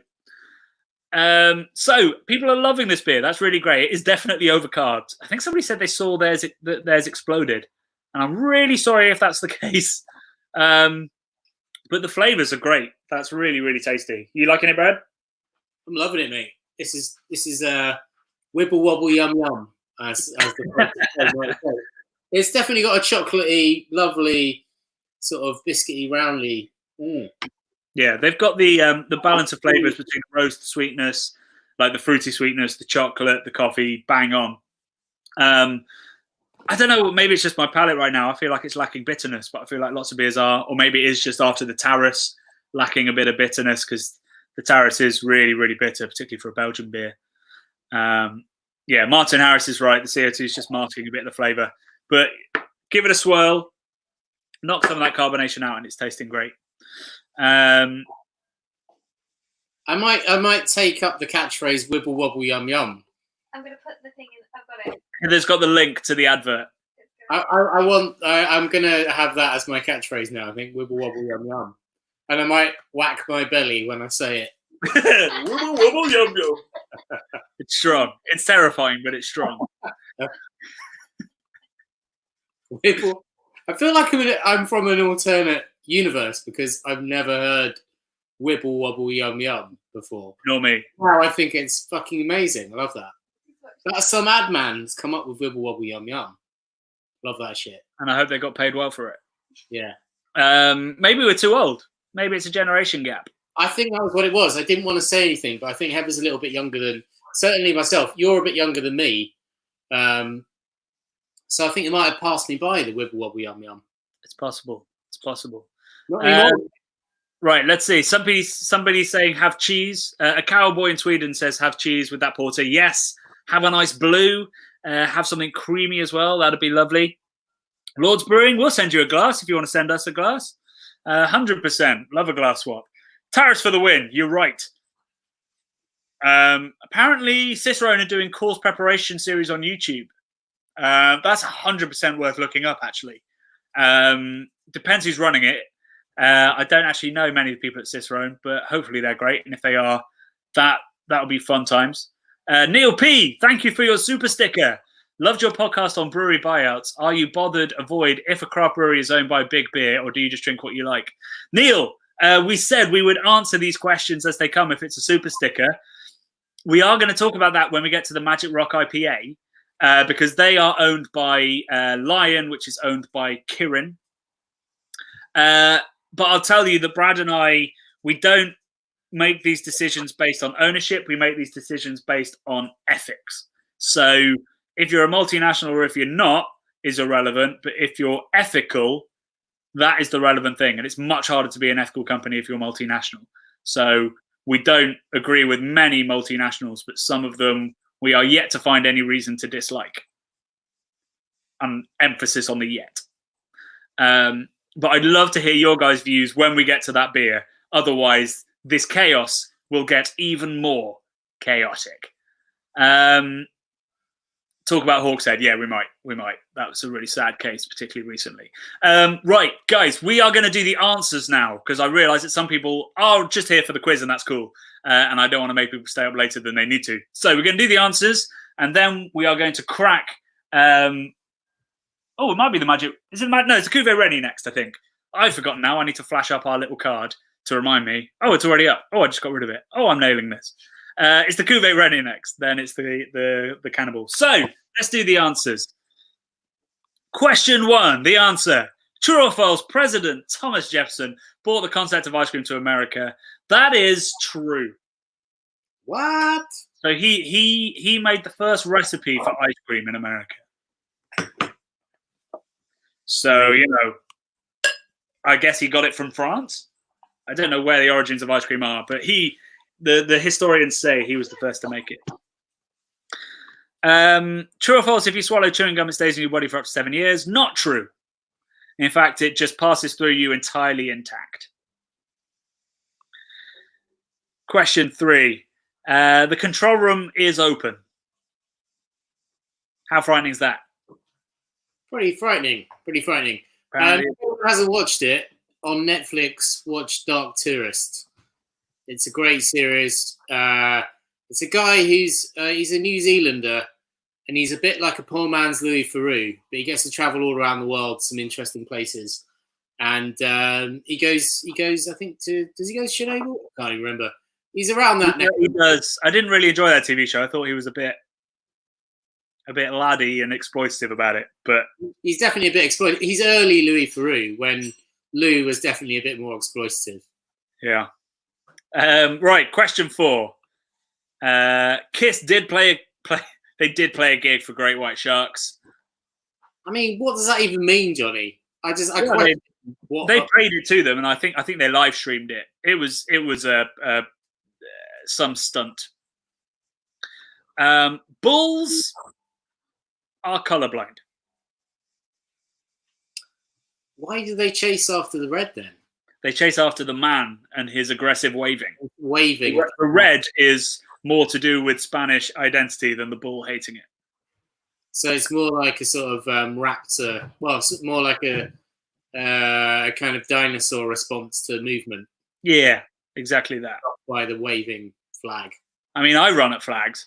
I don't know about you. All the time. Yeah. This is true. No babies were born to UK prime ministers between 1850 and 2000. And then 3 have been born since. 3 that we know of course, because Boris Johnson's probably got several more on the way. Exactly. No official babies. Yeah. That's what we don't know the true coronavirus death rate. We also don't know how many of those people are being replaced by horrible offspring of horrible people. 70% of the world's population don't use toilet paper. Wow. They've got shells, fancy toilets, or other systems. Question 8. Windows get thicker at the bottom over time because glass is liquid. It's not liquid. It's one of those many states that Brad started talking about. They only get thicker if they're bad. Well, they don't get thicker. They were thick from the start because they're badly made. Sorry, so it's false. False. Because it's not liquid. You just monologued the most confusing. Is everyone confused now? I apologize. False. Question 8, false. Question 9, what do you reckon, Brad, is? I mean, I feel like this is a sort of urban myth. It's false. They can. But we the sort of the common thinking is that sharks have evolved for however many million years. And so they've stopped evolving because they're the apex predator. They're perfect and all the rest of it. But they can get sick. They can. That is complete nonsense. Sharks can get cancer. But they are one of the longest surviving species on Earth. They've been around pretty much since dinosaurs. They've survived some serious shit. But they can't avoid cancer. Question 10. A planet is a moon that has escaped its planet and become a planet in its own right. I'm so pleased to tell you all that that's 100% true. Plunit. A plunit is a thing. So everyone rejoice. Not all is wrong with the world. A plunit is a thing. How are the comments? Are they lighting up with fury at either answers or my confusions? We've only just said 2 minutes. We're a little bit behind. We should be okay then. Did the Sharks demand an encore? There should be a gag there, but I can't work it out. Cool. We'll come back for the comments in a second. Let's plow on. So, okay, to the picture round. So the question 11, the Jester, that was Bruges Zot out of Bruges. Then we had Victoria Bitter from Australia. Then we had Track Brewing from Manchester. Then Modern Times from San Diego. And finally, Miller. You got Modern Times, did you, Brad? Or was that you were stuck on that? No, I got it. I just thought that one was quite tricky. Bit too tough. There was only that tiny little bit of corner. But the San Diego. San Diego. Oh, What is it about San Diego? No, sorry. Yeah, it's San Diego, isn't it? What's San Diego? Anchorman when he's going. Yeah, it is. Yeah, that's what he believes it translates as a whale's vagina, not Saint Diego. A whale's vagina. Right, question 16. Which of these is a real beer name? Liquid Circus. Oh boy. Liquid Circus, Liquid Zoo, Liquid Theme Park, or Water Park. It is Liquid Zoo. If memory serves, that's Neon Raptor in the UK. Question 17. All the leaves are brown, the sky is grey. I went for a walk on a winter's day. All the leaves are brown is the name of the beer. Question 18. Bison bile, moose drool, cow stool, manatee wee, moose drool.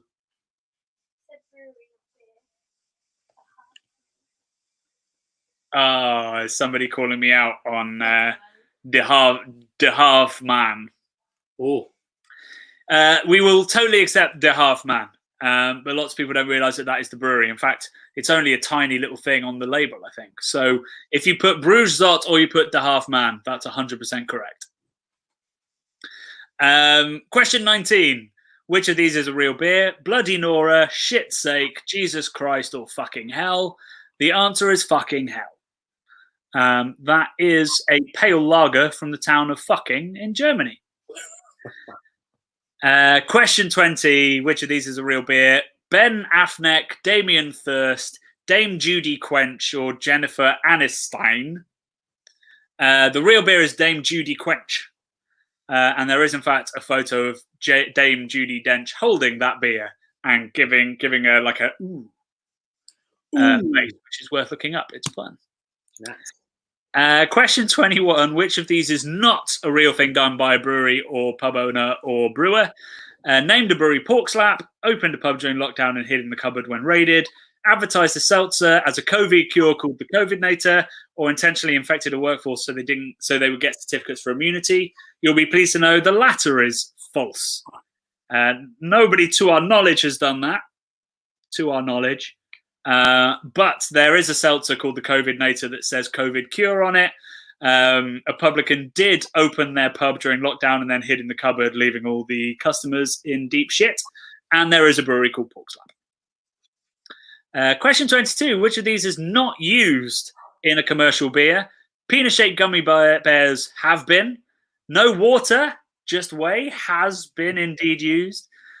Chicory has also been used, but cigarettes have never intentionally been used in commercial beer.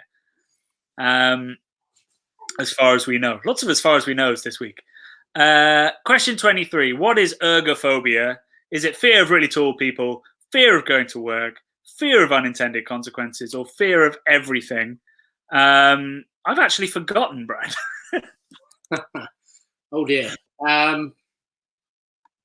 Fact-checking Santa.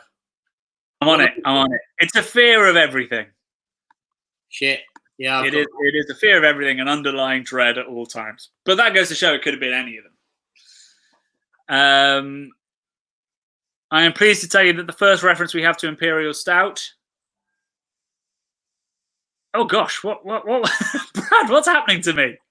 My brain has completely gone. I believe it was 1779. I'm going to double check that with fact checking Santa, but I believe it was 1779. When was the first reference of Imperial Stout? You're going to struggle to find that unless Zitherfile comes straight up. Get him in. Get him on. Well, we could invite him really quickly. Just send him an email with the link. So I'll double check that one. But then we get to question 25. So who said the horribly, horribly racist thing, both about Oriental people and black people? It was Boris Johnson, Prime Minister of the UK, believes that all black people are stupid and all Oriental people are clever. And he said that in an interview. The Tiger King was giving out political condoms, saying that you'd need them because otherwise you're screwed. Donald Trump, of course, said that Saddam Hussein wasn't an angel, but he did kill terrorists, which I guess, is true. He probably did kill some terrorists, but he was certainly no goddamn angel. Trump also says, I don't know. All I know is what's on the internet, which might explain a few things. The Tiger King said, I don't think we're done blowing shit up today. It could have been all three of them. And finally, question 30, Donald Trump said, can you believe I'm a politician? I can't even. Well, I can't even. Can't even. A terrible impression. Not an impressionist. Don't know why I did that. So we'll confirm those answers. We will announce the winner in probably tomorrow on social media, in our podcast next week, and we'll email the winner tomorrow and they will find out. I hope those last couple of messages from our Prime Minister absolutely fucking appalled you. That's kind of why I put it in, because he's an appalling human. What the fuck, says Heather off camera. Exactly. Right, so we are getting to our next beer, which I believe, everything's falling apart for me right now, but I believe is Cuvée René. So I think you guys might need a bottle opener for this. I can't quite remember, but I think you do, and I think I don't have one. So I might have to disappear for a second. Oh, I can see. I think I can see a cork. There is a cork. There's a cork in there. There's 134 people all running to the kitchen right now. Are you? Heather's untangling. She's going to go. It's a surprising cork, isn't it? That it's a really small cork. I don't know if you can see how small that cork is. This is content, Brad. This is it. Look at that. Freaks, the noises. Thanks so much, people. Oh. Well, Brad's got all his hands full. Oh, that bottle opener's not working. There we go. Do you want some beer?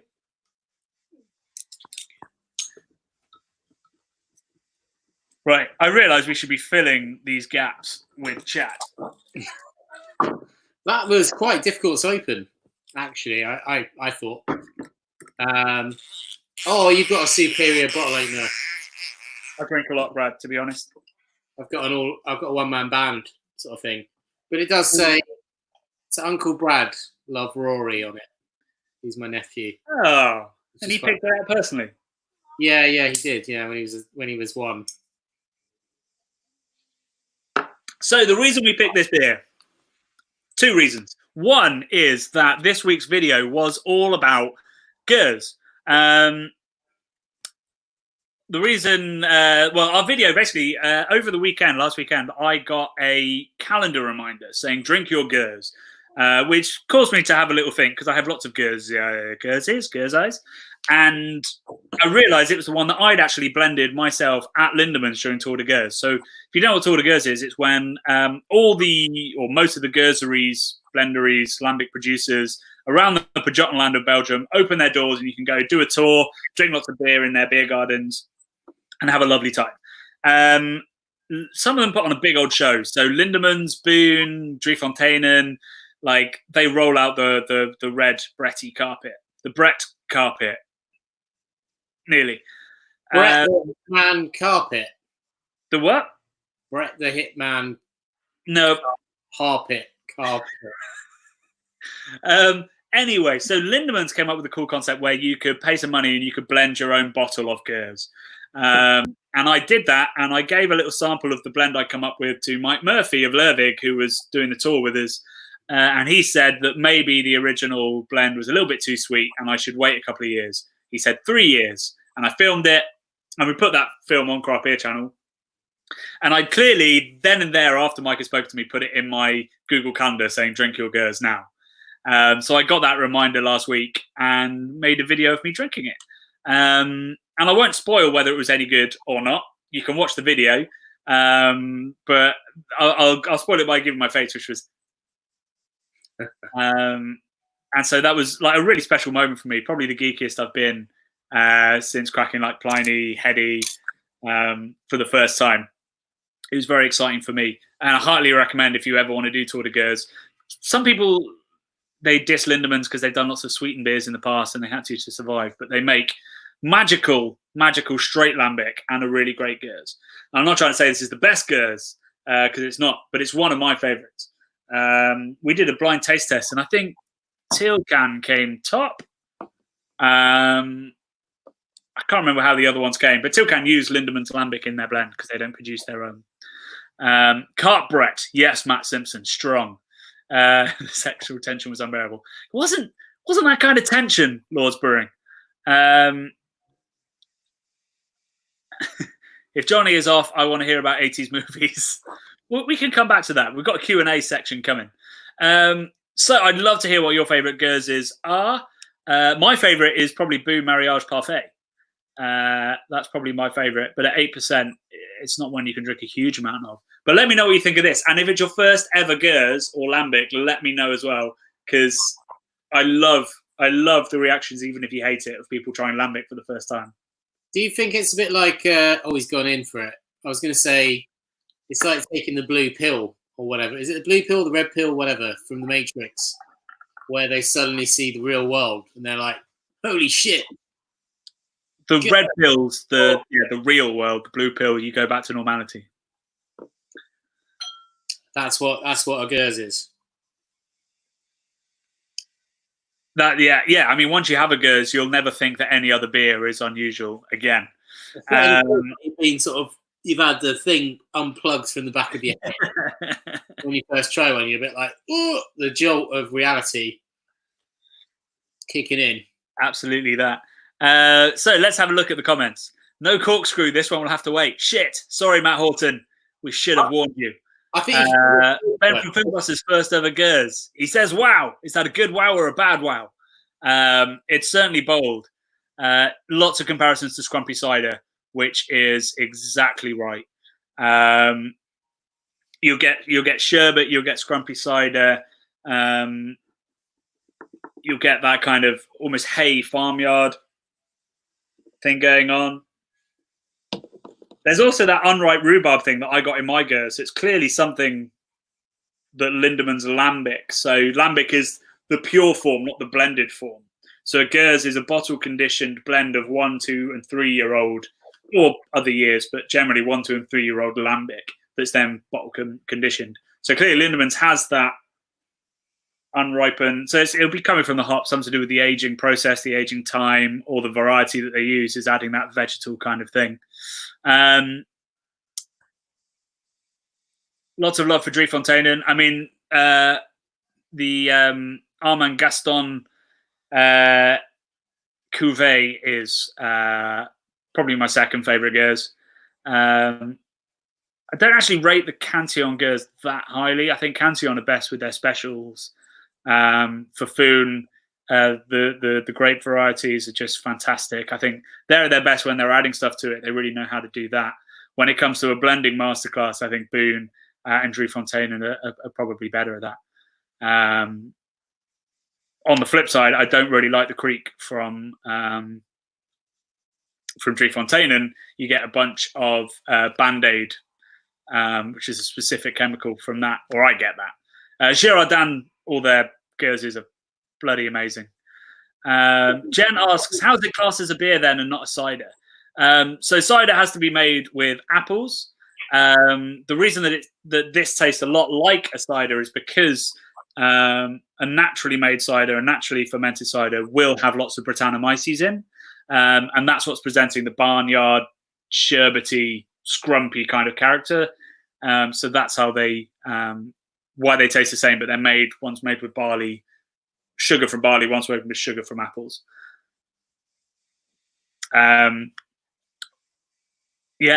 People love Cantillon. Of course we love Cantillon. We bloody love Cantillon. Just the Geuze itself, I don't think is as good as some of the other Geuzes. Ian agrees he's getting rhubarb. That's good to know. It's so interesting, even when you drink beer as much as me, and I spend a lot of time beer judging and stuff, you still doubt every flavour you get until somebody else goes, yeah, don't worry, I'm getting that too. You're not mad. I'm really glad everyone's loving this. It's a bold choice to put a Lambic into a tasting box. You know, if you look at all the beers that are in all these beer clubs all over the world, it's rare that you'll see a Lambic in there because it's so divisive and out there. But it's one of the most special sort of beer styles, beer experiences we really have in this world. And drinking it straight from the barrels to see just what this, because straight from the barrel is almost what beer used to taste like. Certainly pale beers, when you had, you know, lactobacillus, Brettanomyces, all these things that we've slowly managed to filter out by using specific yeasts, by manufacturing our own yeasts. We've sort of filtered that out, and so Lambic is as close as we have to, you know, truly natural historical beer styles now, because pretty much all beer is Bretted or sour or lacto, you know, up until a couple of 100 years ago, 200 years ago. Harry George fan club said it smells like Haribo. Now I think you might be able to there, but it's a Tang-fastic Haribo. It smells like to me. Absolutely. Did we drink a Lindeman's beer before, Johnny, that had basil in it? We did. Spontan Pesto. Spontan Basil. Yeah. Spontan Basil was the beer, and it tasted like pesto. Amazing food beer. Absolutely amazing. But I wouldn't drink a lot of it just on its own. No. They did another one called Blossom Geuze, which was an elderflower version that was also really good. A little bit too sweet. I think they probably used an elderflower syrup rather than actual elderflowers, which meant that it was a little bit too sweet. And probably if you aged it, it might be delicious. In fact, I am aging one to find out if it's delicious, which, you know, if we're still in lockdown at Christmas, might well come out. Tang-fastics are the best Haribo. See, these are the debates we're here for. Yes, although my favourite actual individual Haribo is the heart, because I'm that kind of guy, and I love the foam and the strawberry flavour. I mean, yeah, it's Tang-fastic and Tang-fastic cherries. Actually, any of the Tang-fastic are fucking awesome, to be honest. Cherries, cola bottles. I think the cherries are the best of the Tang-fastics. That's the one I like most. Yeah. But Creek is also my favourite form of Lambic, I think. I really love cherry. I love that Bakewell edge you get on top of the funk. I think it's a brilliant, unique kind of flavour that you just wouldn't get in any other alcoholic drink in the world. I'm just watching my girlfriend pour the. Is it back in the bottle? No, she's pouring the. What's it called? The one with the chatty teeth on it. Locker. And she just poured it absolutely everywhere. So carbonation. So overcarbonated. Yeah, that is a bit disappointing. Got her hands like this, full of foam. And she's trying to do something.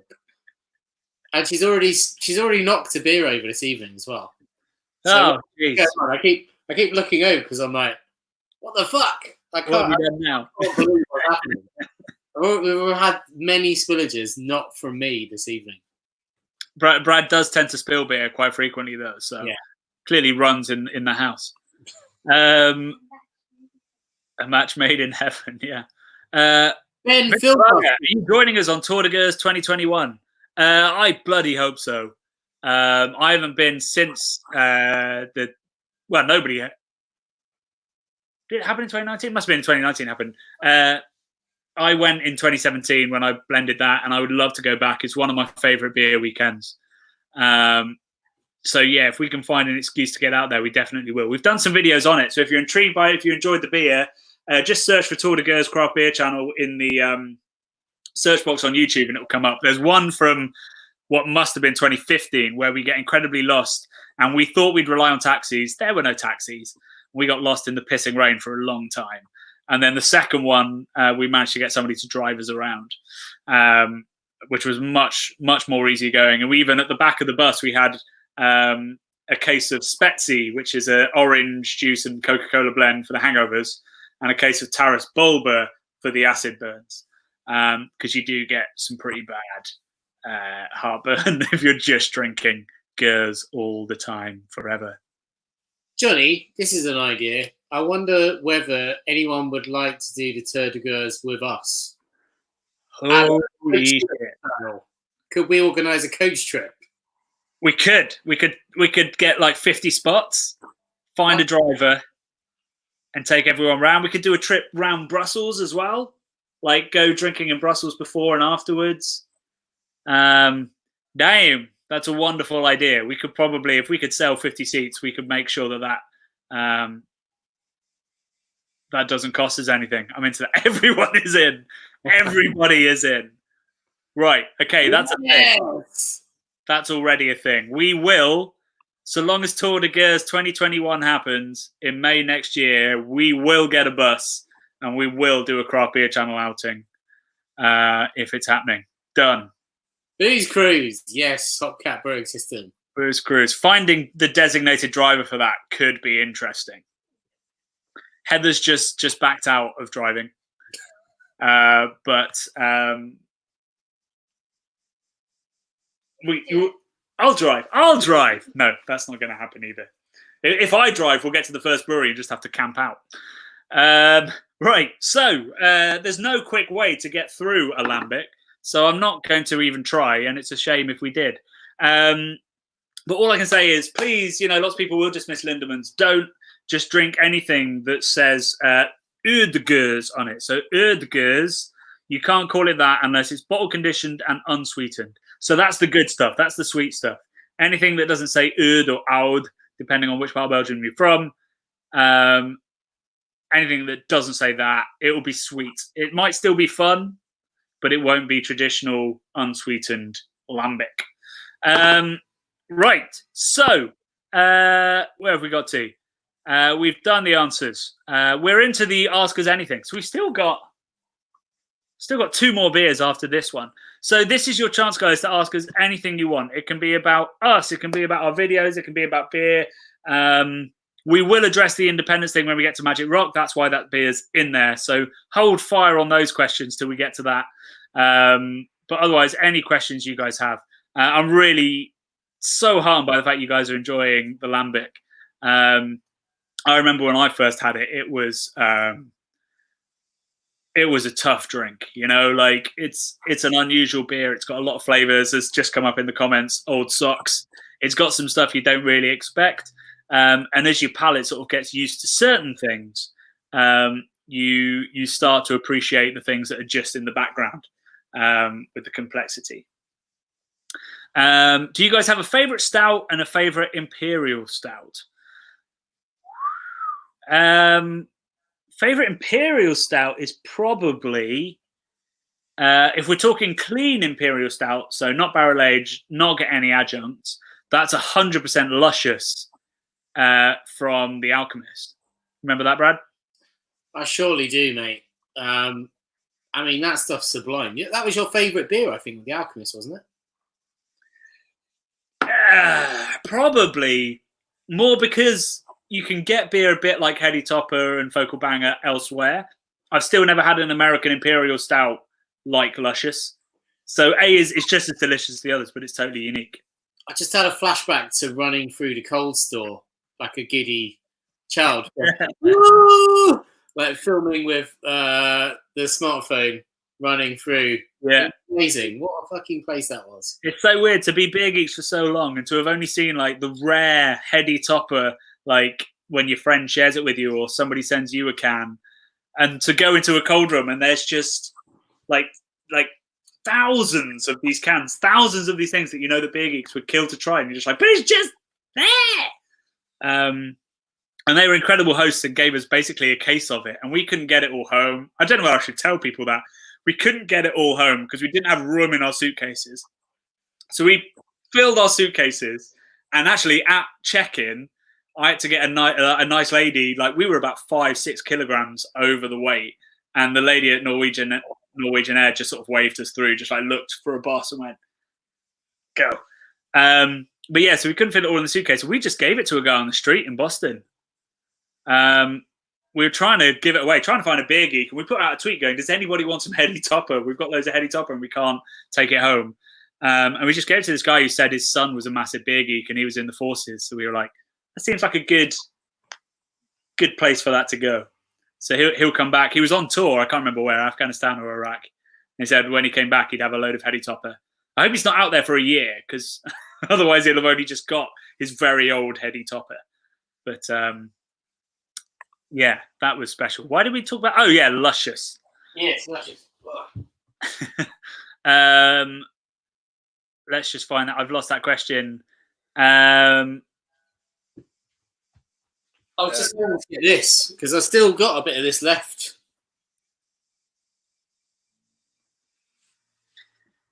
I don't know where Brad's going or what he's getting there, but I've lost the question that asked about the best Imperial stouts, so that I can get the next one. Oh, here we go. Ah, yeah.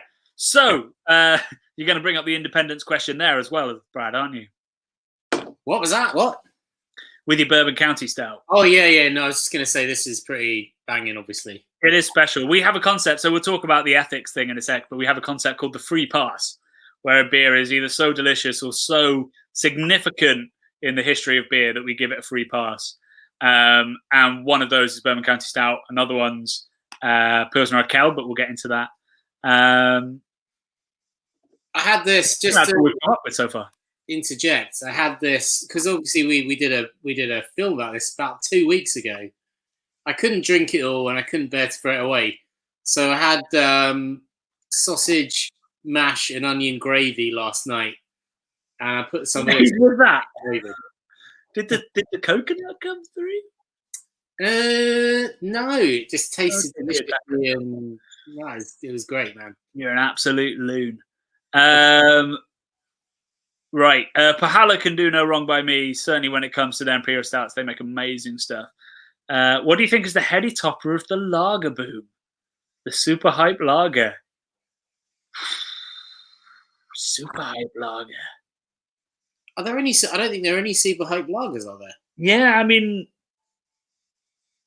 nobody really hypes lager. If we're talking about like the original and best that's inspired a million people, there's probably Pilsner Urquell still. Like, if you talk to brewers who are making lager, that's usually what they'll reference. That, or perhaps Augustina or Tegernseher from Bavaria.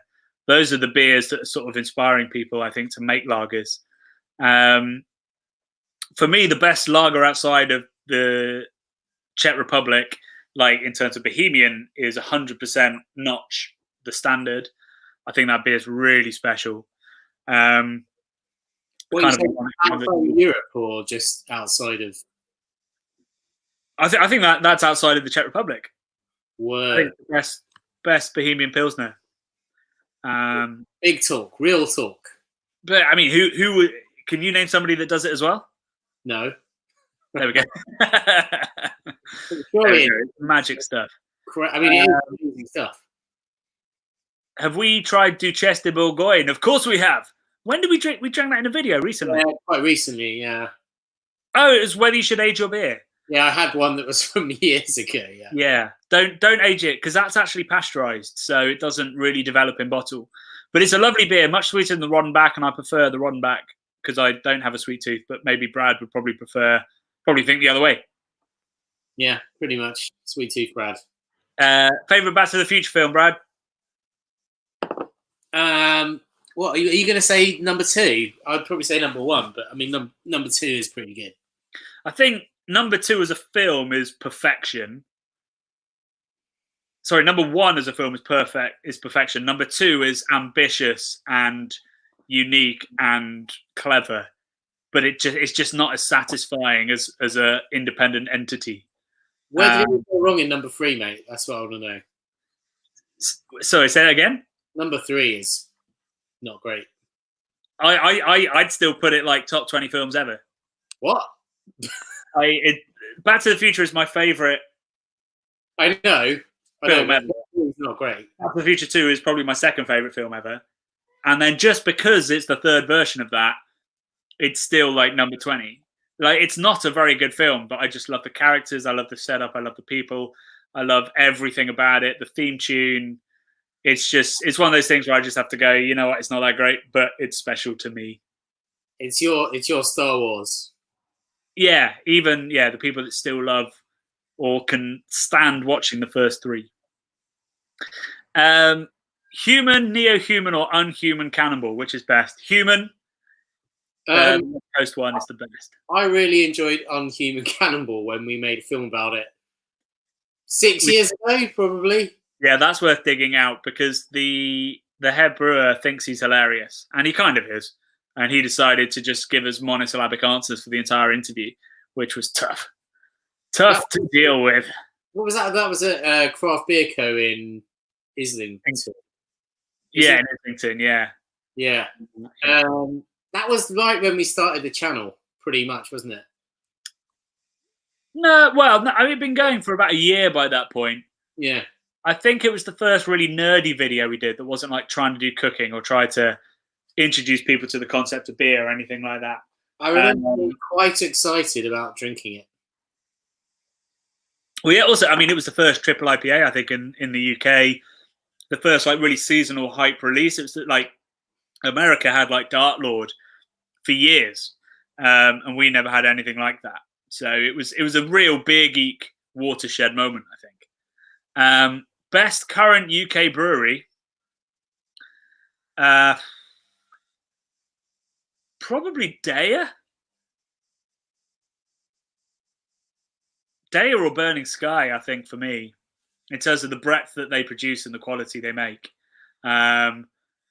We've been drinking quite a lot of the Daya's tappy pills, so their pilsner is really good. Steady is tasting fantastic at the moment. Their double IPAs have always been great. And their mixed firm stuff they've just started releasing has been good too. But Burning Sky for me, really, in terms of if I had to drink just one brewery for the rest of my life, it would probably be Burning Sky. What about you, Brad? That's a good question. Daya's got to be up there. I'm trying to think who I turn to.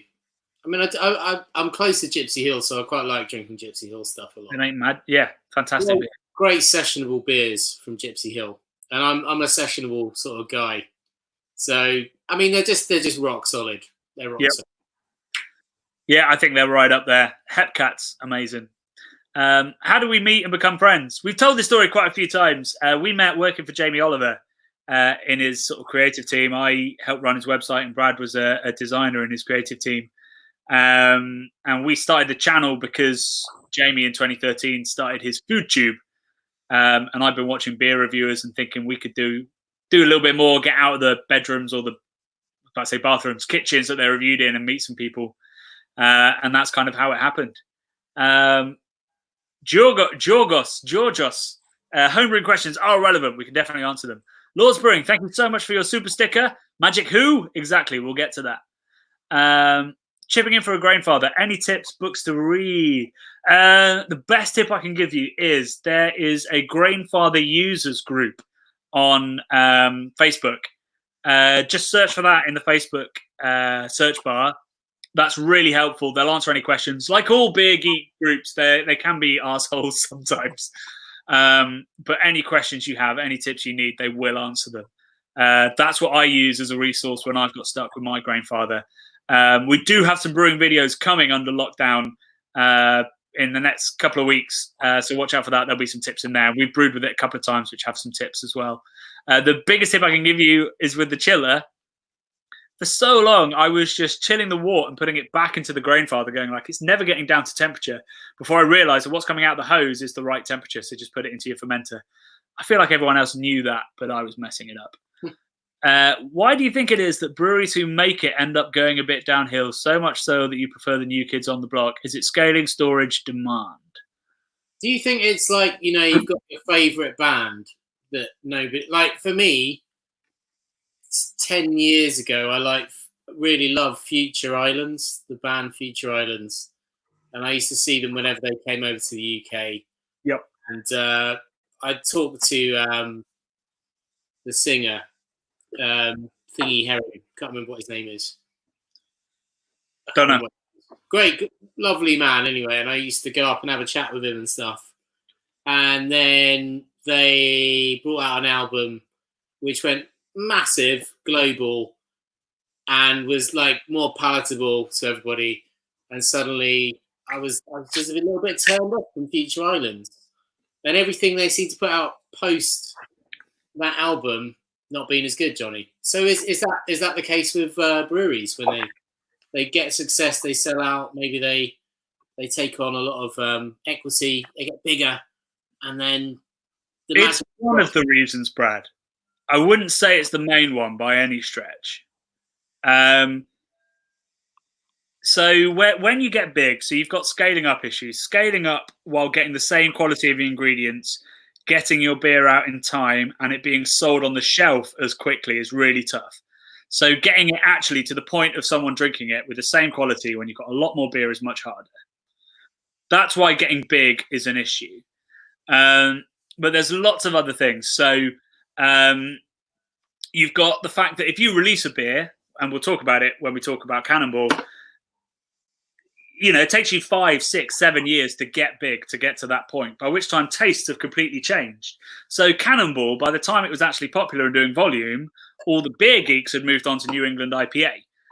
And you saw Magic Rock make that adjustment. They never did Neo-Human Cannonball for the first 4 or 5 Cannonball releases, and then had to do it because people were like, I don't want this West Coast 10% beer. I want it to be juicy and thick.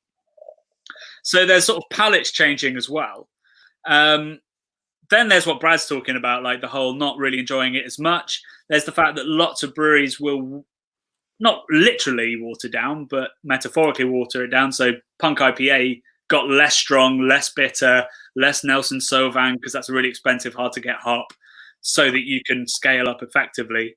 There's a million different reasons why it is. And some breweries totally avoid it and nail it. Like you look at Sierra Nevada, and arguably their beer is better than it's ever been. But it's real tough to do. So yeah, I sympathise with these breweries getting big, but really you shouldn't be letting stuff out of the brewery that you don't love, and you shouldn't be compromising your recipes to get volume. You should be bringing people to you, not trying to reach people by watering it down.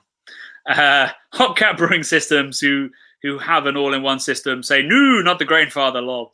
I haven't brewed on a Hopcat. Maybe we will one day. I think I owe you an email, Hopcat. Apologies. What do you think the pub experience will be post-lockdown? Big questions, people. For the next year, it's going to be very different. We're going to have to sit very separately. There's probably going to be table service. Lots of pubs won't open even when they're allowed, because you won't be able to make money as a pub if you're only half full the whole time. Pubs work on absurdly tight margins, and that's going to be tough. I've actually just written an article for Good Beer Hunting. I submitted it a couple of days ago, and that's going to come out, I think, just over a week away. So check out that. That will give you lots more answers to that. You seen the German? Oh, hello. Hello? Sorry, no, I just saw we'll talk about that in a minute. Have you seen the German restaurant where the people are outside and they're wearing the big foam things on their heads? That's what pubs are going to be like for the next 10 years, probably. I hope so. I hope a humorous approach to that will help us. Oh, dear. Matt Horton, with some stonking dippers and tippers coming out of UK breweries so far this year, are we catching up with the US breweries? We caught up with them years ago. Absolutely years ago. We've produced amazing New England IPAs for a long time. Weirdly, we gave up on West Coast before we got as good at West Coast as Americans did. I think our New England IPAs are easily as good from what I've experienced. Do you agree, Brad? Say that again. I was reading the comments. I said New England double IPAs and IPAs have been as good as American ones for a long time. Yeah, for sure. Especially since we started making them. That's helped. Yeah, we produce stuff just as good as America. Don't let anyone tell you we don't. What we don't have is the strength and depth. So under the top like 10, 15 great producers, then it gets a little bit trickier. And we don't have to make them, Johnny, like me and you, as the craft beer channel with Gypsy Hill. We were number 2 on the list, weren't we? Number 2 in the UK. Number 2. Right, let's try and speed through some. We're getting left behind. We've got another super tip from Lord's Brewing. Hit me.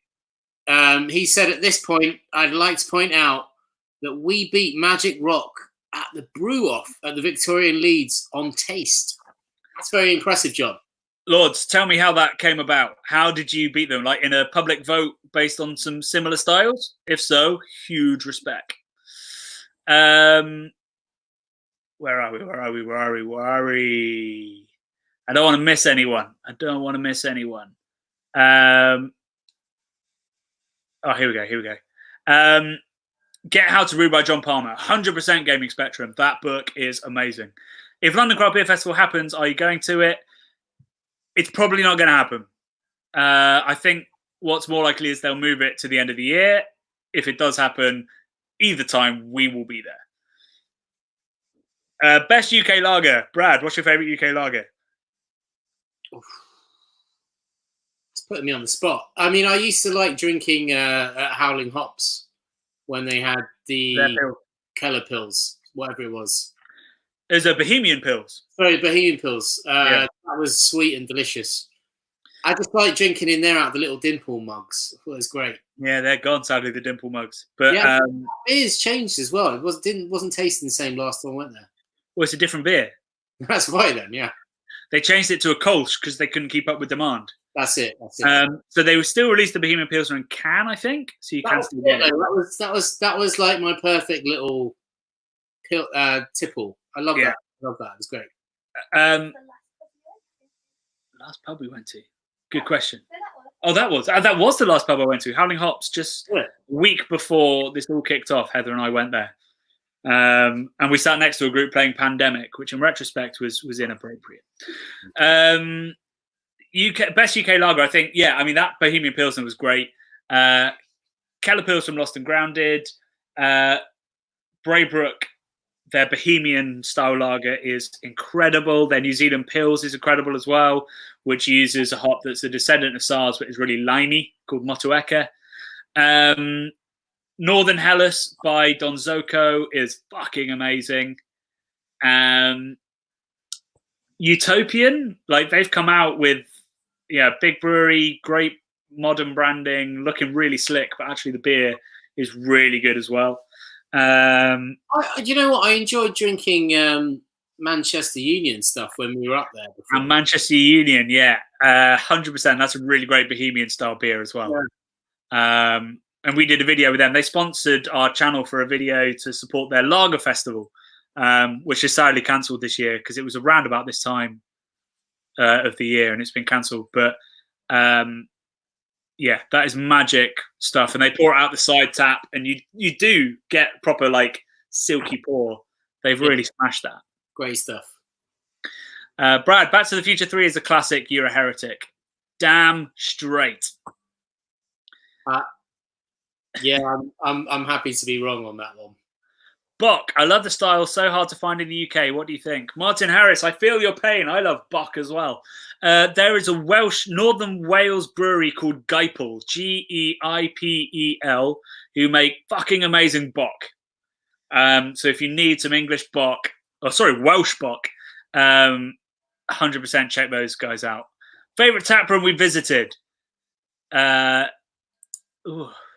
Whatever in the world. I think so, yeah. Wow. I tell you what, Foam was pretty amazing because it was on Lake Champlain, and I really enjoyed walking out on a frozen lake in New England, drinking some New England Pale Ale. That was fucking special. Yeah, location and design wise, that tap room's hard to beat. Beer wise, brilliant as well, but I think the Bear Republic or the Russian River, both of those were so special. You know what? I'd almost not forgotten, but they were like slightly put on the back burner there because I was reminiscing about walking on a frozen lake. But fucking hell, Bear Republic was amazing. That's no more, right? That's Sadly, no more. The brewery's still fine, but the rent got like tripled overnight by a bastard landlord, so they had to close it. But hopefully they're going to recreate that feel elsewhere. Hopefully. Russia is amazing. Just sitting there eating a pizza, watching that weird local guy build the card tower thing on the bar. Who I'm sure they must pay him to sit there all day long every day and build stack towers out of playing cards. He is a regular. I remember I read a blog, I think by them, where they were talking about how sad it was that they were closing their pub for now. And I think they were talking about the person who built. It's a couple. There's a guy and his wife who come every Sunday and they build a tower out of the bar mats. And we were there to witness that, which is, at the time we were like, nerds. And now we're like, actually, that was quite special. Question from Ben. Sorry, we've had a paid question, I think. Yes, we have. Can you please how to become a beer judge? Pass the qualification, pass the exams. That's the best way to do it. So you can become a BJCP judge or qualified judge. And then it's kind of a who you know game, sadly. So the best bet is to go to the sessions of festival straight after the judging happens. And all the judges will be there probably with their badges on, displaying with pride. And you can meet them, and they generally, judges recommend more judges. So I judge pretty frequently, but it's sort of snowballs as you go there. You meet more judges. They go, hey, you should judge on this, and you get invited to lots of different things. So that's how it happens. You have to have that sort of start in life. Sadly, a bit of a boys' club, but it's changing as it grows, and younger people and more diverse audiences, men, women, all genders get involved. Brad, question for you. Are you a Radiohead fan? I can tell you are. Yes. And if so, do you prefer their earlier or later stuff? Earlier stuff. How early are we talking? Are we talking OK Computer to well, I guess we're in Rainbows? Or in Rainbows. In Rainbows is beautiful. All that stuff up to there is pretty awesome. I mean, I like some of Tom's stuff that he does on his own as well. But someone posted an interesting question earlier, which was like, the first album is the best album discuss or something, or like it was around breweries. It was about breweries and having the first hit is like the best, like the first album. I think that's true with Nirvana. I love Bleach. Nobody likes Bleach as an album, but I think that's probably their best. Lots of people love Bleach. I think it's their best album though. But anyway. Yeah. I can understand your point of view, but nobody thinks that. Was it Amnesiac? No. What's the first Radiohead album? Pablo Honey. Pablo Honey. Nobody thinks that's the best album. I mean, everyone knows OK Computer's the best album. Great tracks on Pablo Honey, mate. I mean, I love every album that Radiohead have done, and they went to my school. They did. I should have brought that out right at the start. Posh school, but Radiohead. Posh school. I'm very and they very much rebelled against how posh it was. They hated their music teacher, and that's fair because he was an arse. What's the school called again, Johnny? Because I'm always blown away by this. What was my school called? Yeah, Abingdon. It's got Abingdon something or other, isn't it? Yeah. It's Abingdon school. It's one of the oldest schools, though, isn't it? Yeah, like 13th century, I think it was. Yeah. Just casual 13th century. It's like it's been around for pretty much 1,000 years. It's fucking crazy. Yeah, it's weird. But yeah, Radiohead went there. They left about 4 or 5 years before. No, more than that. 7 or 8 years before I joined. But everyone still dined out on it at that school. They loved it. They used to be called On a Friday because that's the only time that their music teacher would let them practice, even though they were clearly fucking amazing. But yeah, OK Computer, the best album, in my opinion. But I think they've done some magic stuff recently and old school. David Heath Homebrew, yes, another great Facebook page and a great YouTube channel. You should subscribe to him to learn all about different methods and indeed different equipment. We've got a wedding anniversary. Holy shit! Yes, we do. What? Yes, we do. Ben and Jen, congratulations on your 1-year wedding anniversary. I remember you mentioned it after the last live show, and I said I'd give you guys a shout out. So I just want to raise a cheers to Ben and Jen and say congratulations on 1 year married.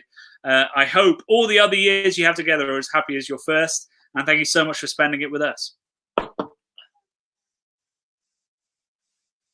I mean, you could have spent it with Eurovision, so thank you.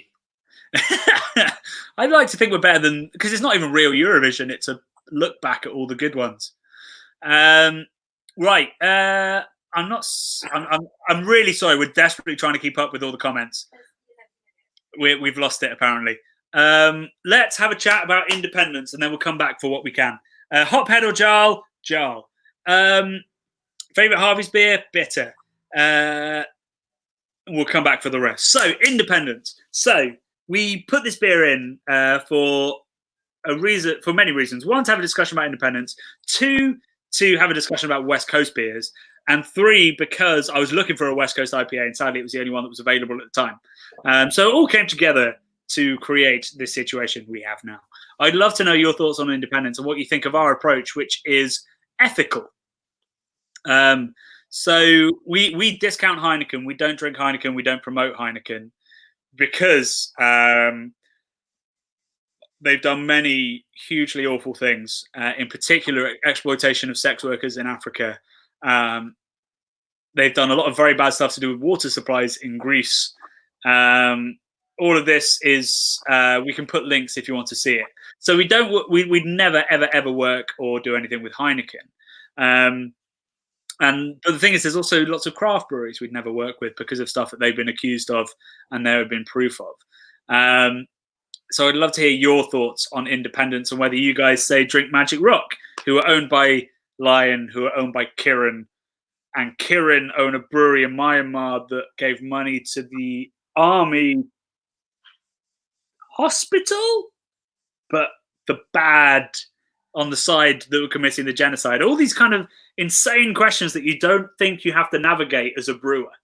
But it turns out you really, really do. And I don't want to get too much into that kind of dark stuff, but I'd love to hear what you guys think we should be doing on the channel to do with independent or non-independent brewing, and how you think we should approach this. John Hall asked, who are the shitty craft breweries? Let's think of some examples. Melvin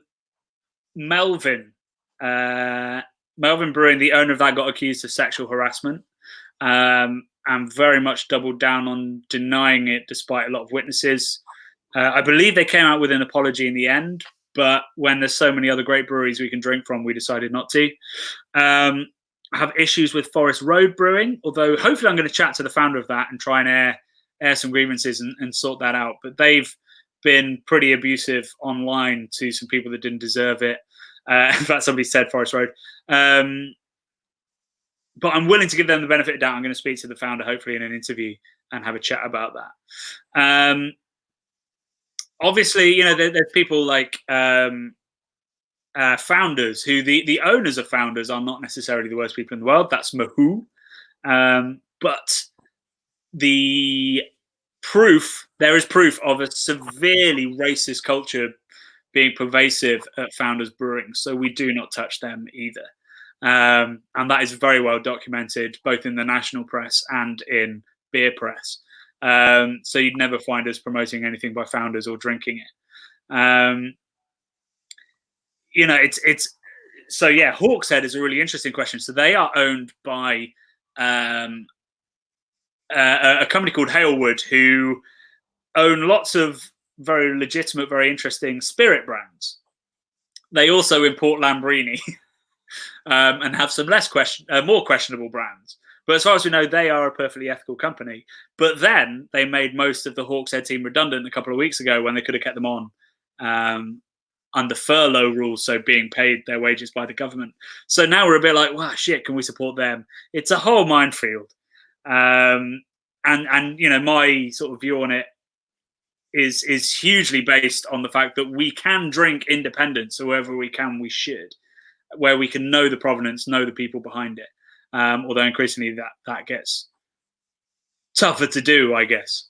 Brad, you're all about increase the peace, but you've stayed silent here. No, I'm just thinking it. I'm just sort of taking a step back and thinking like it's so much harder to sort of take a moralistic stance on all of this stuff.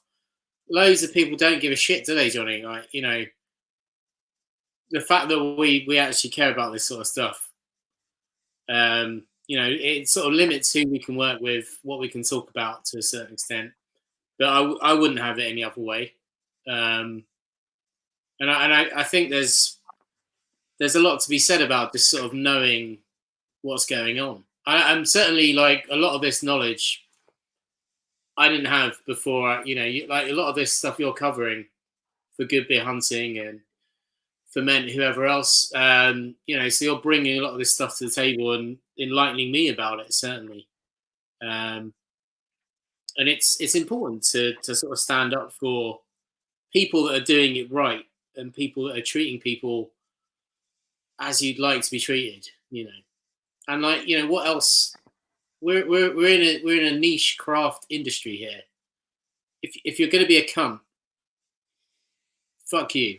You know, we'll go and drink someone else's beer. Absolutely. That's how we work on it. It's not drawing black and white conclusions about independent or not. It's you're going to be a cunt. Fuck you. We'll drink something else. Let's have a little look at the comments and see what people are saying. Hawkshead, a little bit further up. Just thinking, where do you draw the line? Like, how many degrees of separation does it take? Very interesting question. So I occasionally drink Paulaner. Paulaner's owned by a holding group, and I think 30-something% of the holding group is owned by Heineken. That's super tricky. Same with Cannonball, with Magic Rock. You know, the connection between them and this Myanmar brewery couldn't be smaller. Like, they will probably never meet or share any money with these people. Should we punish the people at Magic Rock? And then you have to ask, well, we're punishing people eventually who have made those decisions. It's down to personal belief on where that line is drawn, and we should never judge anyone who draws their line somewhere else until it starts to impact on the lives of people. You know, I know that me buying a can of Cannonball is not going to be funding any kind of genocide in Myanmar, but do I want to be funding somebody who further down the line has at some point gone, that's okay? Like 1,000 people down the line, it's incredibly tough. So we take the decision on the channel to avoid all of that. So there is no degree of separation. We try to avoid it. Does this look Back to the Future, Johnny? And you're sort of seeing a butterfly effect of being a bastard from being a tiny bastard, and the domino ripple effect out into the world. So philosophical. Can I just say, this is tasting like I haven't drank this in like at least a year or two. Tasting quite different to me. Very, very caramelly. Not as there's a big caramel. I'm going to check the date on this. Is it a bit old? Is that what's going on? I don't know what length of date they put on these beers. So it's supposed to go out of date in September. I'd be surprised if they put. They probably have put a year. So this could have been brewed in September. In which case, that is not tasting great. But it also could have been brewed in March. It's going to probably be 6 months or a year. Yeah. I'll check that. I'm enjoying the bitterness though, and I'm enjoying the pine and the resin. But it is tasting a little bit old. It's got like a maltiness to it, which maybe that's because it's old, but I just don't remember. I remember it being like way more sort of West Coast kind of like bitter and, you know, fucking gnarly. You're not wrong. It's lost some gnarliness and some like fresh pine zip for sure. Let's have a look at some more comments. Hawkshead closed Sadler Brewery near me very recently. Hawkshead didn't close Sadler's. Hawkshead do not own Sadler's. Hawkshead are owned by Halewood. Halewood closed Sadler's Brewery, which is really sad. And now Hawkshead have made most of the Hawkshead team redundant. So yeah, it's really bad. I've seen a comment saying the redundancy payments might be more than the furlough. If you're not paying them any wages, wait wait until the furlough support was withdrawn and then make them redundant. Like they were sat at home anyway. Yeah, the mass exodus of staff at Hawkshead was sad to see. People are important. If you can't empower the people that work for you to be the brand because they love the job, then what's the point? I mean, I agree. There's this huge emphasis on growth in capitalist society, capitalist economies. And, you know, breweries like Kernel have shown you don't need to grow to look after your people, to have a valid business, to produce exciting products and to be a well-respected, loved, and profitable business. I love B Corp. If you've come across those guys who give certification to breweries that give equal balance to people, profit, and environment. And there's lots of hoops you have to jump through to get the B Corp certification, but it means that you're not putting people or environment below profit. And seeing that getting quite popular, like I think Allagash, Alchemist, Small Beer in London, who makes session beer. They're all B Corps, and there's quite a few beer corps in the beer industry. And that's lovely to see. Going back to the Cannonball, Johnny. Yeah. Neil P has said he got a can dated till April 2021. Cannonball. Okay, so they put a year on it. Shit. Yeah. So that's from September. My can's from September 20. So he's got a whole new. He's got one that's a year older. Tell us what that's tasting like, Neil. And to be honest, my apologies to you guys that that's not that fresh. That's disappointing. I hope yours might be a little bit fresher. There'll be multiple batches of beer merchants. Our next pub quiz, we're hoping, will be a very exciting brewery-specific one. So bear with us and we will fix that. John Hoth says, I don't have a good question, but I've enjoyed this again and didn't pay for any glasses this time. John, don't worry about it. Nobody has to pay for these. These are free, but we really couldn't thank you enough for your donation with the super sticker there. It means the world that you give that to us. So thank you very much for joining in and for sending that. It sounds like lots of you guys have got the fresh cans. So we've been screwed over by beer merchants. Neil stuck us in some old dirty bastards. Oh, he's got us. But everyone else has lovely fresh IPA. And I'm really glad that he just plain doesn't like me, it seems. Alex Whitehead raises a really good point, which is I think it's okay to support Magic Rock as they do a lot for the local community, specifically homelessness and local football clubs. And that is super important to remember. Like, although Magic Rock are owned by a multinational now, they've done so much for the community, so much for the British beer industry, and so much charitable work. And Rich, who founded the brewery, who I know relatively well, he's been working his arse off for many years, like sleepless nights, so little profit for the first 6-7 years. And for him to cash in on that and have financial security for him and his family, it's tough to argue with that. And you've got to respect that and understand it. I remember when Beavertown sold to Heineken, a blogger, I don't think they knew anything, but they predicted it.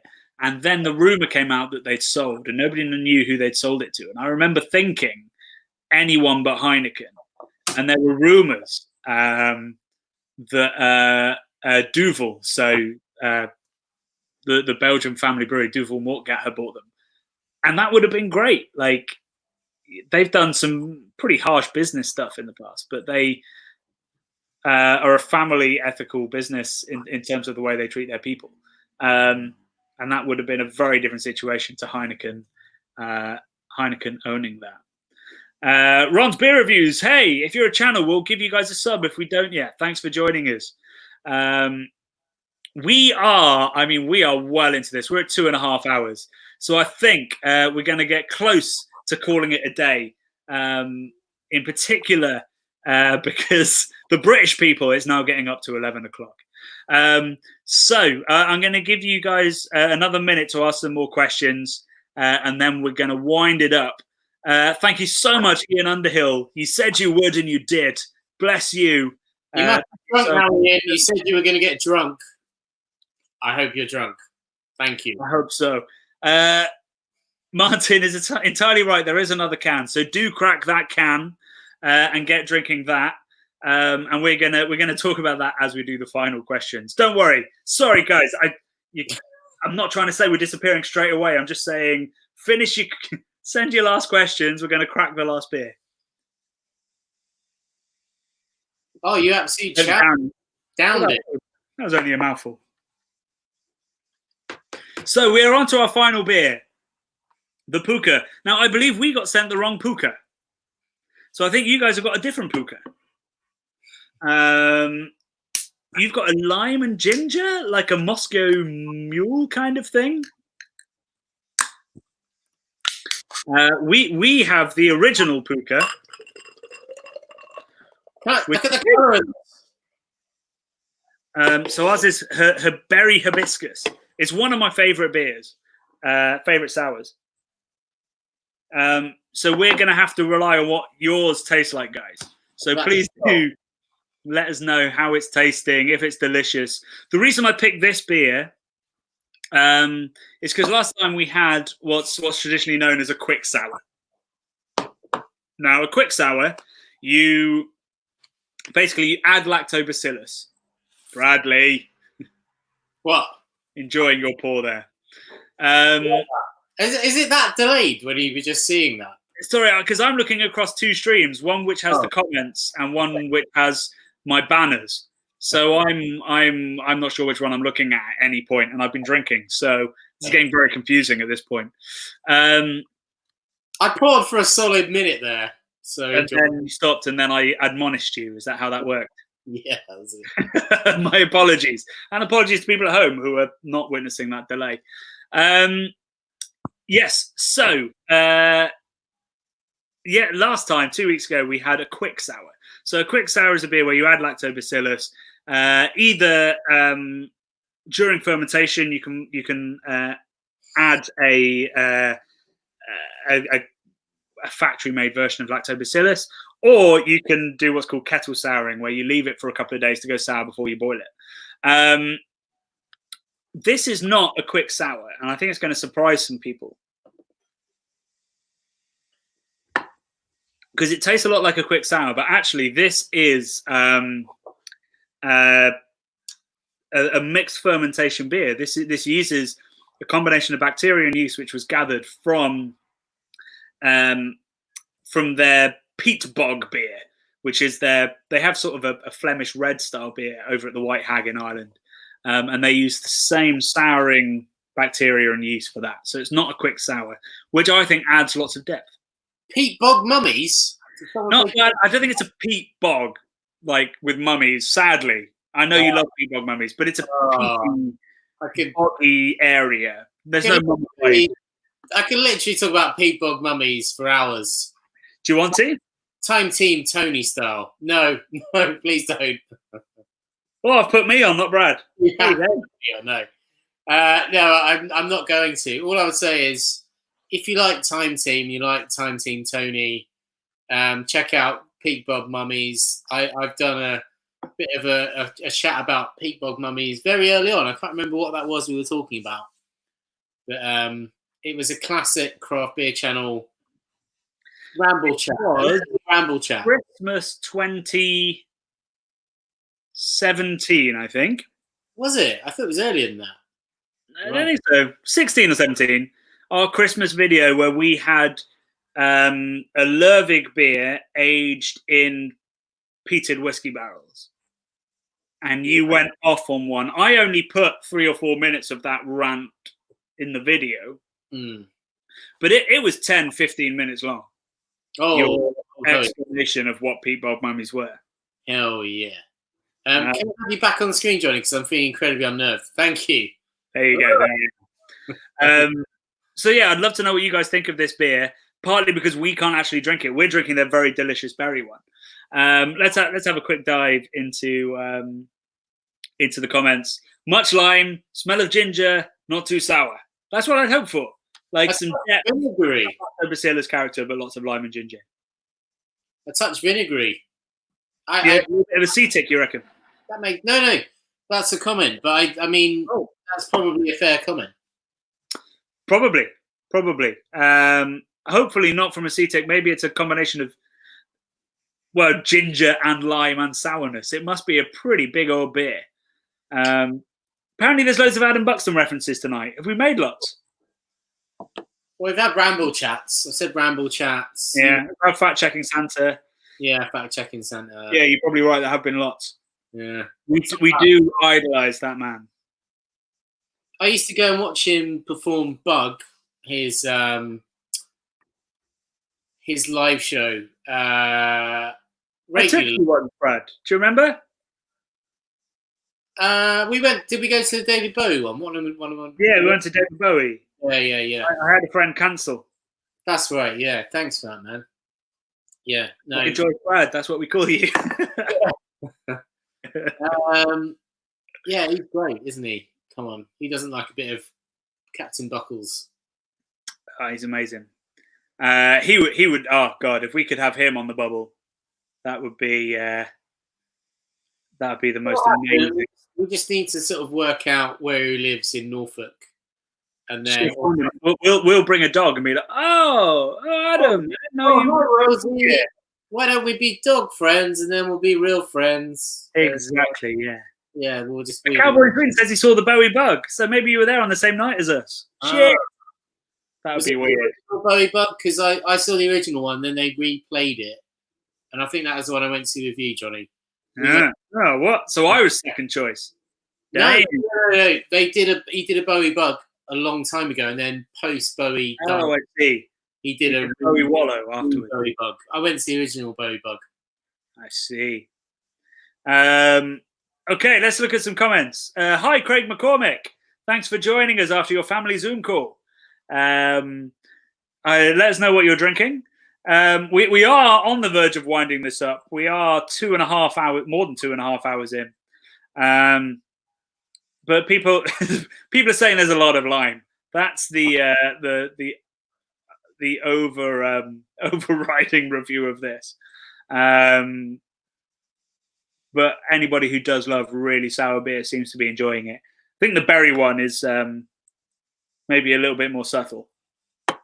A cowboy from Sweden seems to know exactly where Adam Buxton lives. Wimmenham. Does that mean a cowboy from Sweden is a super fan, or does it mean he's not actually a cowboy from Sweden and he lives in North? Wimmenham is famous for it was part of one of the rebellions against who's the king after Henry VIII? Is it Edward? Was it Charles? What Edward the child king? Really famous. It was part of the rebellion there. I just read a book about it because I'm a nerd. No. I think it was Edward. I think Edward was the son of maybe Edward V or something. So yeah, cowboy in Sweden lives in Suffolk. There you go. No head retention. Totally true. That's very tough to get with sour beer. The acidity often ruins head retention. That's why there's often a lot of wheat in sour beers to try and keep that going. Child King is Boris. You are right, Hopcat. Yes, satire. Edward VI, not the 5th. I'll believe you. Hello, chaps. Just tuned in. You look very sober for 2.5 hours in. You're right, David. We've been pretty sensible, really. I don't know what's happened because all Brad had was 2 microwaved hot dogs before he came on. I thought this was going south when we first tuned in. I think what saved me was the brown Frenchie's mustard that had gone off. You think there's some kind of hangover prevention quality to brown mustard? Must have had so much agent, some sort of preservative agent in it that it's kept me going, like almost like a Keith Richards type effect. We need the Conrad. I've got a can of Conrad in the fridge, actually, Frank. But I'm not going to do that. I've got things to do tomorrow. Not a lot of things because it's lockdown, but things. Right. It looks like we're running out of questions. Brad hasn't done a monologue in the last 5 minutes. You've missed. I mean, if you go back, there are monologues. Don't you worry. There are monologues. I've still got Brad's story time up, which is unfair because I'm talking. Let's switch to our. I didn't even cut. our closing banner as we start to wind it down. Right, guys. Yeah, we are going to start to wind this up because I mean, we could just keep this going until lockdown ends, but that's probably not advisable. We'd love to know. So we're going to try and mix this up a little bit more as we go along, because I think we've still got a couple of weeks left in us before this all comes to an end. So if you've got ideas of things we can do, extra rounds for the quiz, we're going to start bringing in guest stars. Is that the right word? Guest turns, guest entertainers. Yeah. Third wheel. So yeah, if you've got any ideas about how we can breathe some fresh life into this, excite you guys a bit and get something cool together, do let us know. But yeah, we will be having guests from the next one, which will be in 2 weeks' time. Also, let us know whether Saturday or Wednesday works better for you. We're very happy with both. We just want to do whatever's best for you guys because we've got nothing else going on. And of course, if you can afford to join our Patreon, subscribe to our craft beer channel, tell all your friends as well. We're trying to grow this. Once we get to 100,000 subscribers, we get a little play button. Quite keen on having a play button. So do let us know. Happy to be a guest star based on my shit beer Insta with 200 followers. Hey, that sounds like enough. So yeah, let us know. We'll keep reading these comments once the show's over. So don't worry that we might miss it. I'm sorry to anyone where we missed a question tonight. It did get a bit intense during the Q&A. But we love you guys for questioning, and I hope that somebody got back to you in the comments. The takeaway from this evening is we're all going on a beer crawl to Europe once this is over. Great. Geuze next year. We're all coming. We're all coming. So guys, yeah, thank you so much for joining us. Thank you so much to everyone that's done a super chat, anyone that's a Patreon already. We do have some big plans for next year. The next show. We'll confirm that that's all come together in time for you guys to buy the box. But it should be super cool. And we'll make sure that you guys know as soon as we do. So other than that, I'm just going to quickly pour myself a bit more puka for a final cheers. It's been an absolute pleasure hosting you guys. We hope that we will see you again in 2 weeks' time. And we absolutely love the fact that we can still do this 2, 3, 4 weeks in. Bless you. Cheers. Bless you guys. Cheers. Cheers. Stay safe.